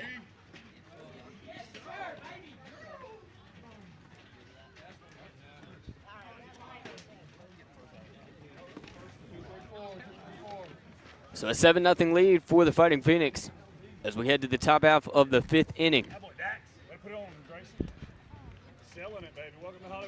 Braxton in the comments says, hey, I see you. You know, I don't love that. You could come introduce yourself, or you could just say, hey, I see you in the comments, and I could be wondering all day. Well, I guess you could introduce yourself. Braxton says, I see you have on Crocs. You know, I'm not loving this. But I also almost exclusively wear Crocs, Braxton, so that might just be a guess. Melita Hadley in the comments says Cougars baseball is up 3-1 at the end of the first. You gonna listen to that call? Joe Dexter's got it on RoCo Radio.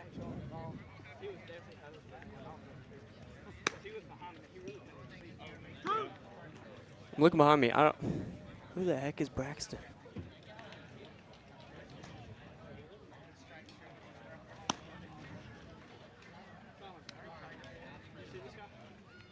See a kid with his phone up to his ear. That might be him.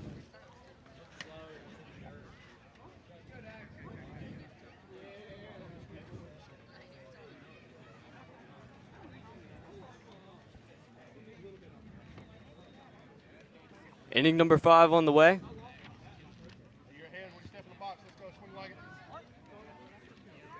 I'm on high alert, guys. Golly. Here's the pitch. Swing back and miss. As we start off the top of the 5th inning with a strike. 0-1 count.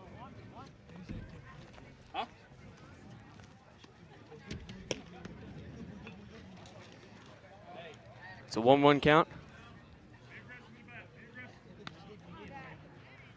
for Dax Acord.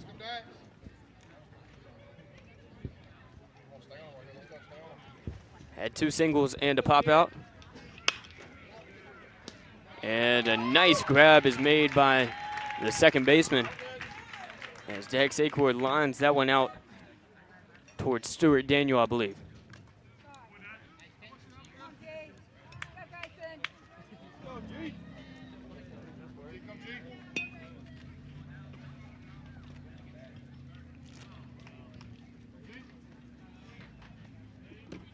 Grayson Shelton up to the plate.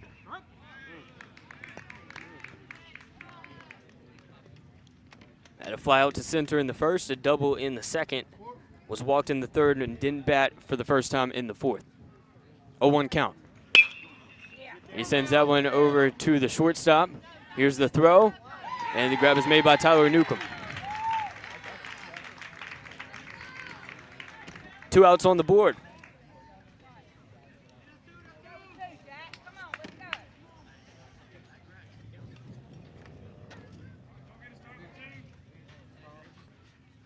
Seven 0 lead for McMichael. They've scored in every inning. This one could be the exception. They've got 2 outs, no runners on board. The throw from Dallas Lambert is missed. Misses the box, 1-0 count.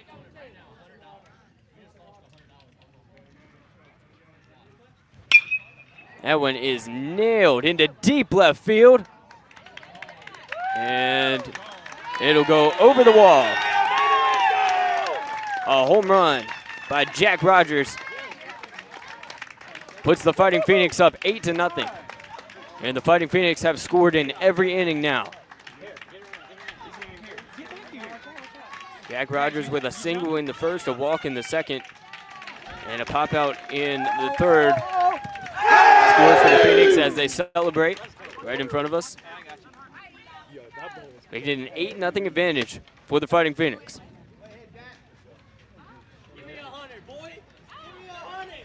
Here comes Eli Gann to the plate.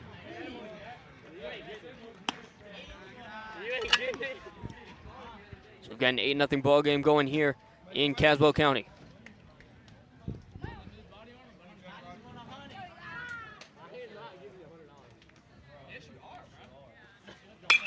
That one is sent by Gann towards center field. Do we have back-to-backs? No, we don't. Leaping grab is made by Michael Graves. And that'll send us to the bottom half of the 5th inning, but not before Jack Rogers hits a solo shot home run into left center.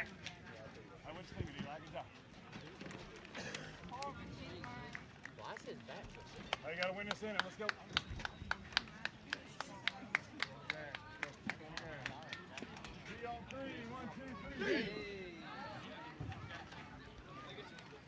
Thanks for joining us here on RoCo Radio.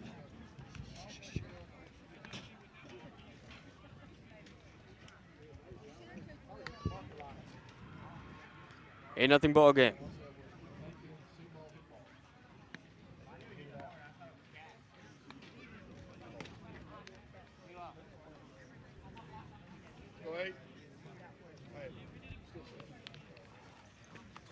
Bottom of the 5th on the way. Due up for BY will be Tyler Newcomb, Stuart Daniel, and Michael Graves, but I don't know if they'll make some adjustments.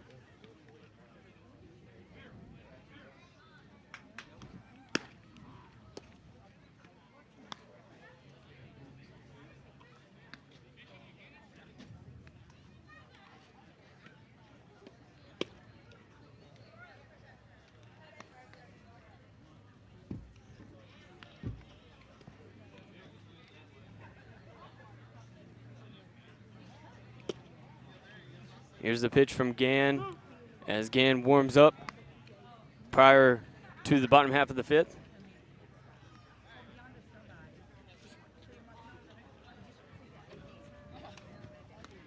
McMichael softball just won it 17-0 over BY.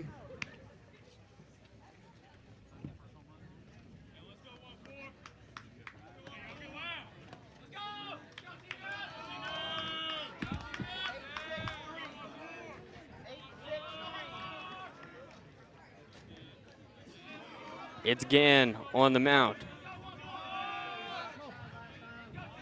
Newcomb back at the plate. Pitch makes it 1-0. 702.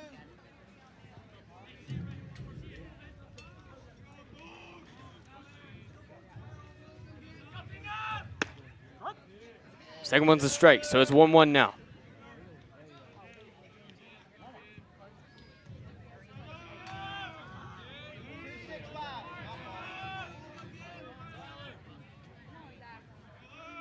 Gann's third pitch of the inning. Tyler Newcomb swings on it, fouls it. It angled weirdly off the backstop fence and hit the dugout fence. I don't really know how. So a 1-2 count now.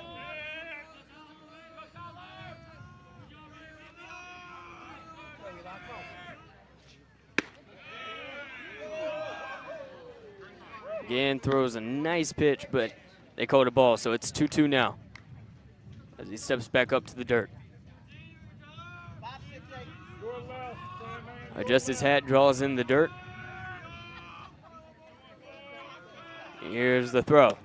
Swing and a miss from Newcomb. So Newcomb sat down on strikes.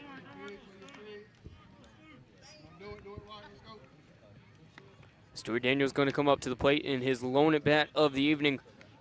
He had a fly out to center fielder Colin Mitchell back in the second inning with the bases loaded.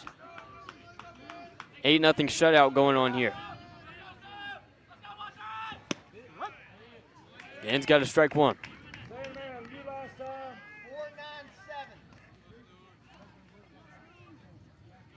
0-1 count now. Got a swing and a miss once again from Daniel. 0-2 on the board.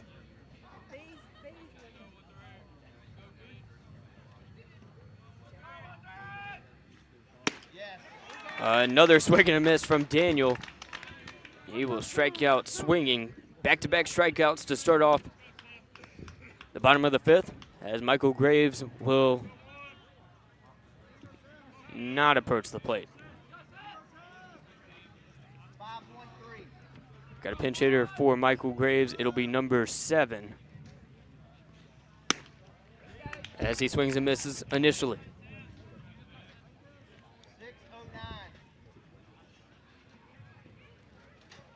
It'll be number 1, rather, Seth Inslee. Inslee swings and misses to make it 0-2. Back-to-back strikeouts to start off this inning. Could he strike out the side?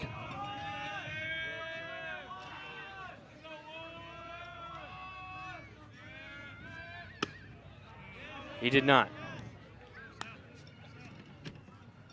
Ball number 1 on this at bat makes it 1-2.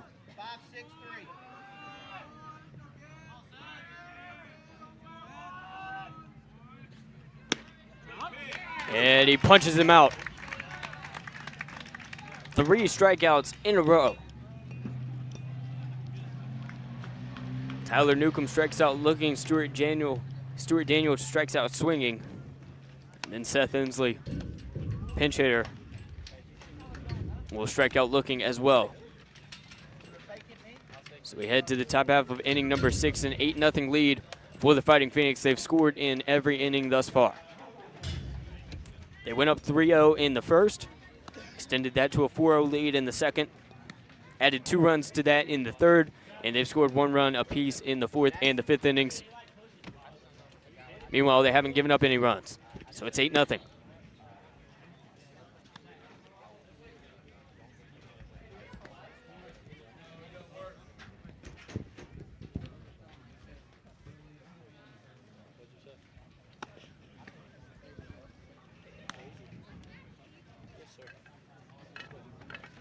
Dallas Lambert returning to the mound.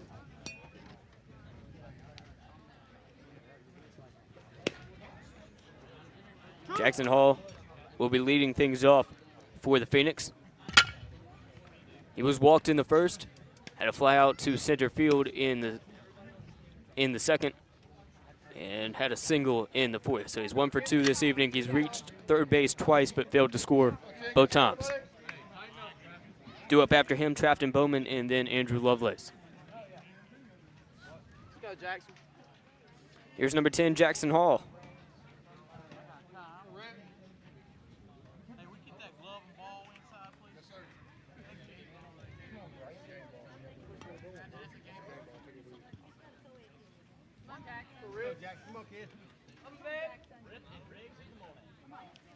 The throw, swing and a miss from Jackson Hall.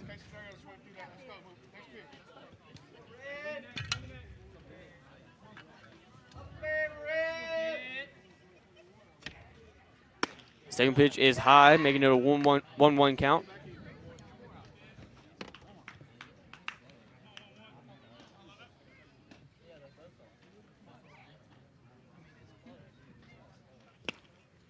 Third pitch swung on and missed making it a 1-2 count.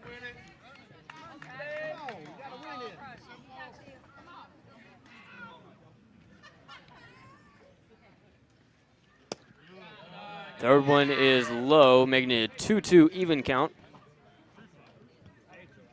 for Jackson Hall of the Fighting Phoenix.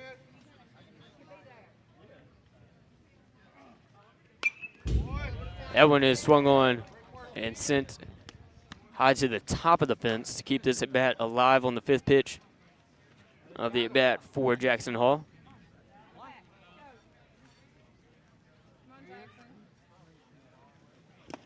Hall's going to swing on that one low.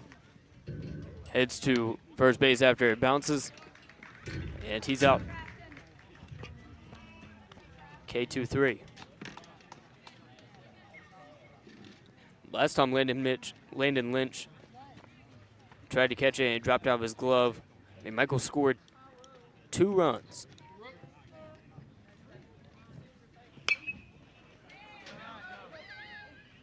Crafton Bowman fouls that one off. 0-1 count.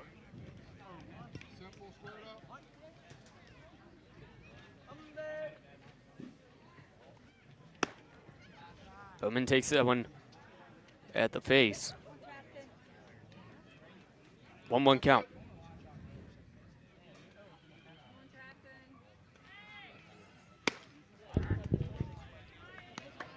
Now a 2-1 count.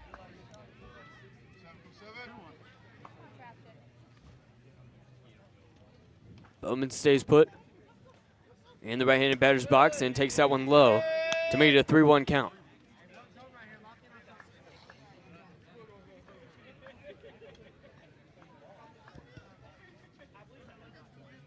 Bowman taps the plate. That one bounces in the dirt, so Bowman will jog to first after the walk. Bowman walked for the first time tonight. Got a man on first and 1 out on the board for Andrew Lovelace,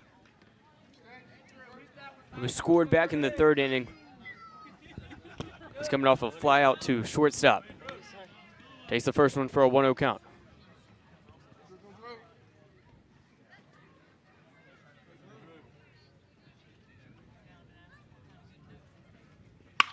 Second pitch is drilled down the third base line, and he will get a single. And he's marching towards second, running towards third as well. It's going to be trapped in Bowman, so Bowman's at third. Andrew Lovelace at second. Runners at second and third. Colin Mitchell coming to the plate.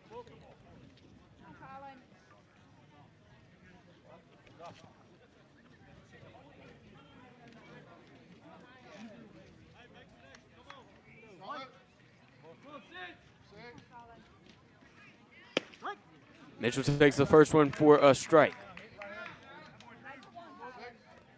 0-1 count.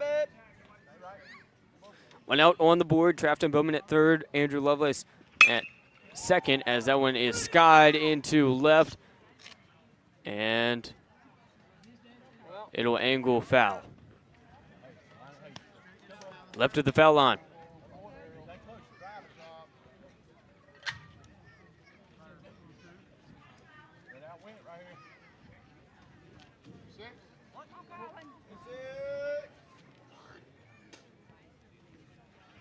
That one is sent foul again. Back-to-back fouls. 0-2 count. Hey, sit back a little bit.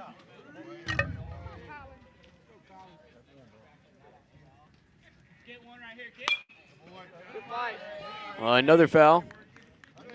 Third foul in a row of the at-bat. All in different spots. One in deep left, one that was just left of third base, and one goes backwards over this terribly smelling tree. Now he sends that one. Is it in? Left fielder trying to track it down. It hits the wall. That'll score 1. Will it score 2 to make it a 10-0 lead? Yes, it will. Trafton Bowman scores. Andrew Lovelace scores. A 2 RBI double by Colin Mitchell.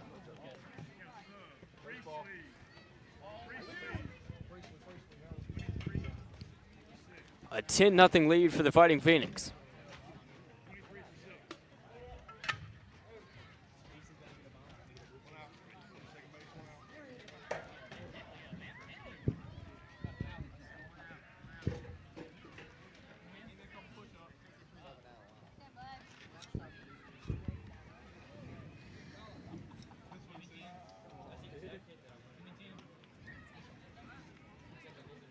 Easton Tillman comes to the plate with the bases empty and 1 out. Following, or not empty, they've got Colin Mitchell on second after his 2 RBI double. First and third are empty. With a 10-0 lead.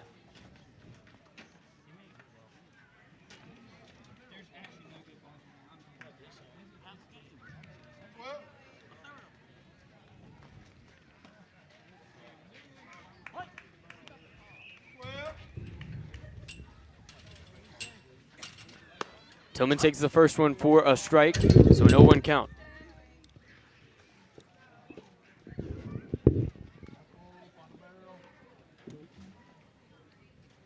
Second pitch is drilled by Tillman into deep right center. It goes past the center fielder, and that'll score 1 run. He's going for third base, trying to get the RBI triple. He will.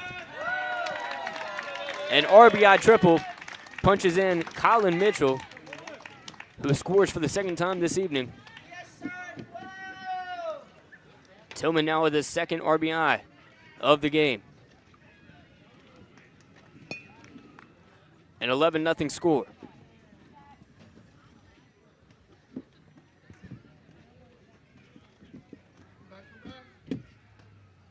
Tillman at second. First and third are empty for Dax Acord, who sends it towards first. Second baseman will pick it up and lob it towards Newcomb, who has taken over the first base spot after starting off the evening as the pitcher. So Acord grounds out on the 4-3.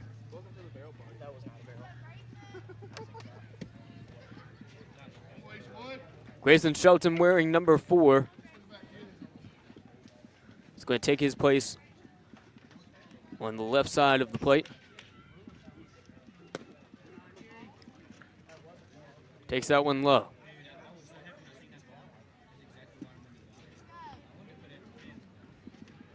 Easton Tillman scored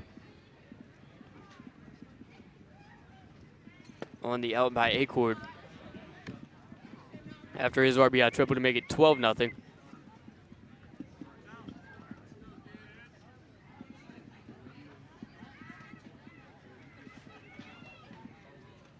Here's Shelton. Shelton sends that one high towards the dugout, and Landon Lynch will somehow track it down, keeping his mask on, avoiding colliding with Newcomb, the first baseman. In front of McMichael's dugout, he runs all the way and makes the grab, so we head to the bottom half of the 6th inning, a 12-0 lead for the Fighting Phoenix.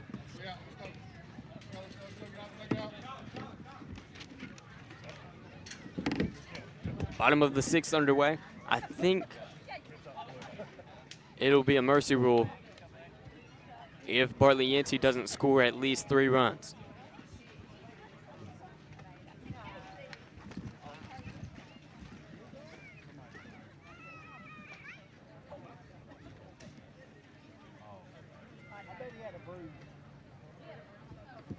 Thanks for listening in on YouTube or on RoCoRadio.com.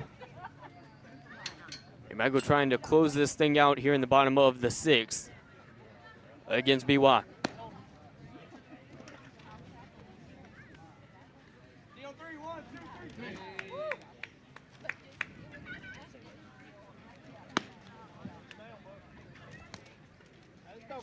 We're in the Caswell County seat of Yanceyville, as McMichael is trying to win a road game against BY for the 2nd year in a row, this time with conference implications.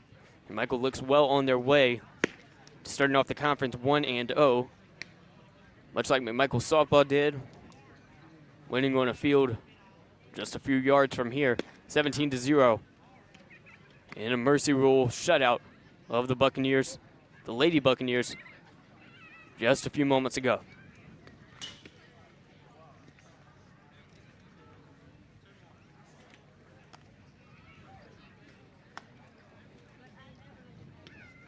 Got a pretty good crowd here at BY. Fair amount of McMichael fans here as well.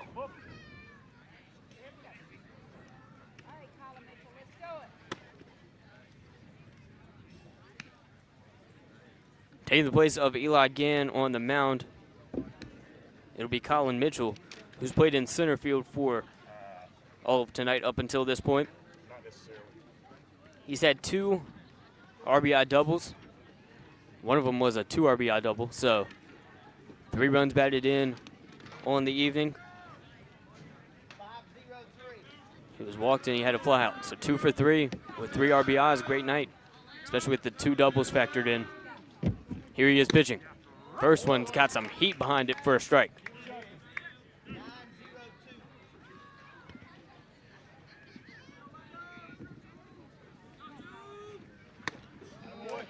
Second one is a strike as well. So he's got some momentum. Started up early here in the 6th.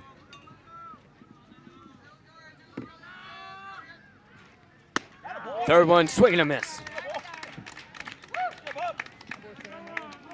Landon Lynch will sit down.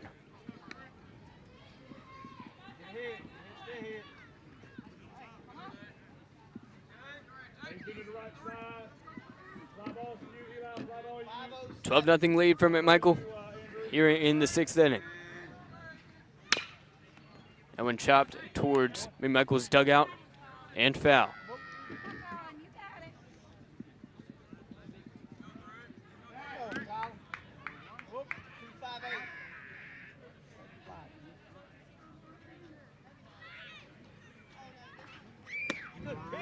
Takes that one for a strike. 0-2 now.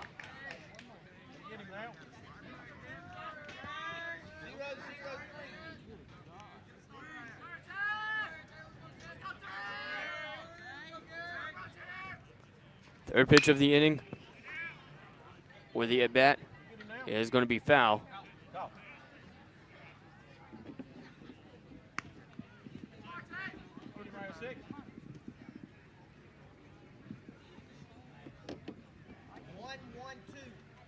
So 12-0 as Colin Mitchell stays on the mound.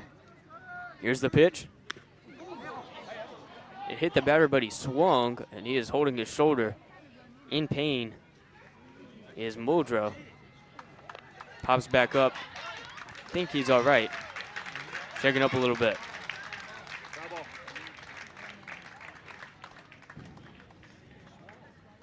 The at-bat continues.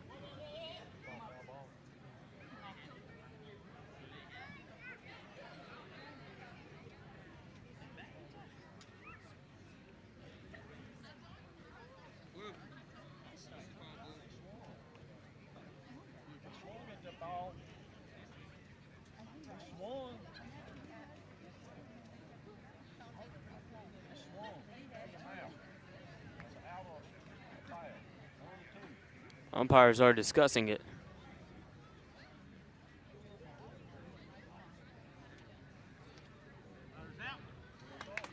And they say he's out. He swung on, he didn't make contact with it on the bat as it hit his shoulder. So that's an out. 2 outs now here in the bottom of the 6th as Hopkins will come up to the plate.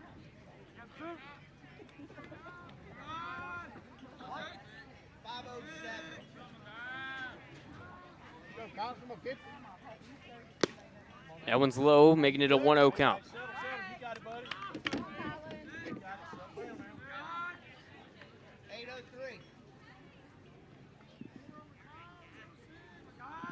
Here's the throw. Swing and a miss. 4 strike 1.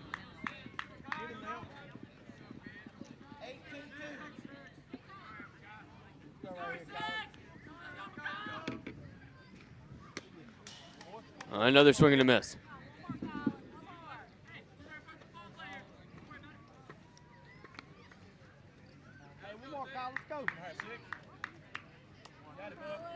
One, 2 count. Here's Colin Mitchell trying to sit him down. Bottom of the 6th, 12-0 McMichael lead. Mitchell puts that one bouncing in the dirt.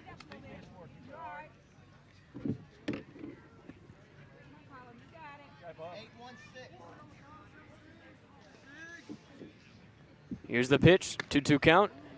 Inside, making it a full count. 3-2 count now, 2 outs, payoff pitch coming up. Nobody on base in a Bartlett Yancey Buccaneers uniform. 12-0 McMichael. Here's the throw. It is sent behind Mitchell. Here's the catch, the throw, 6-3, it's over. An incredible play by the Fighting Phoenix. Jackson Hall puts it in the glove of Andrew Lovelace, and that does it. Fighting Phoenix with a 12-0 shutout win, 12-0 Mercy Rule win over BY. Appreciate you listening on RoCo Radio's YouTube or on RoCoRadio.com.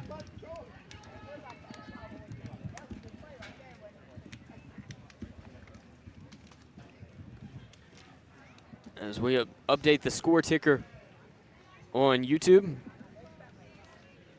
Fighting Phoenix win it, 12-0 over Bartlett Yancey.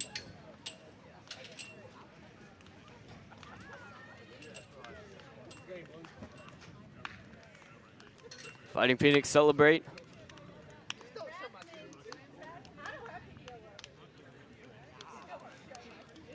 As they go through the line with BY.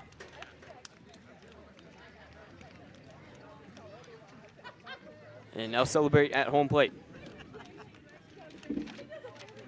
Looking through what the Phoenix did tonight. They scored in every inning first and foremost. So Easton Tillman, Dax Acord, Jack Rogers scored in the first. So 3 runs in the first, 1 in the second to make it 4-0. 2 in the third for Lovelace and Mitchell to make it 6-0. Eli Gann scores it in the fourth to make it 7-0. A score in the fifth makes it 8-0. And then 4 runs in the sixth to put them over the 10-run threshold. They win it 12-0. Fantastic job defensively as well, giving up just a couple of hits. Easton Tillman, look at what he did. He scored 2 runs. He had 3 hits, so he goes 3 for 5 on the evening. Had a single, a double, and an RBI triple. On the single, he was able to score back in the first inning. Dax Acord had a single, another single, and a flyout, another flyout, and then a 4-3.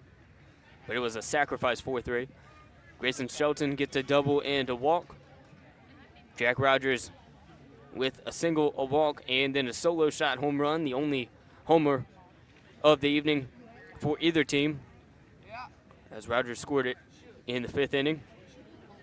Eli Gann got an RBI sacrifice bunt in the 2nd, added a single in the 4th. A walk and a single from Jackson Hall. Now heading towards the bottom of the lineup, Trafton Bowman had a bizarre play in the 1st inning where he struck out, but Landon Lynch dropped the ball. Bowman headed towards first with the bases loaded, and 2 runners scored as the ball hit Bowman in the back. So that's taking 1 for the team. He was able to score in the 6th inning, the one to put them up 9-0.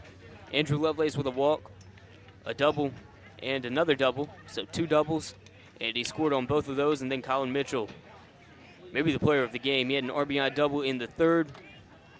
Then he also had 2 RBI double in the 6th. That was the one that put them over the threshold of a double-digit lead to let them finish the job here in Caswell County. 12-0 win for the Fighting Phoenix. Appreciate your listenership on YouTube or on RoCoRadio.com.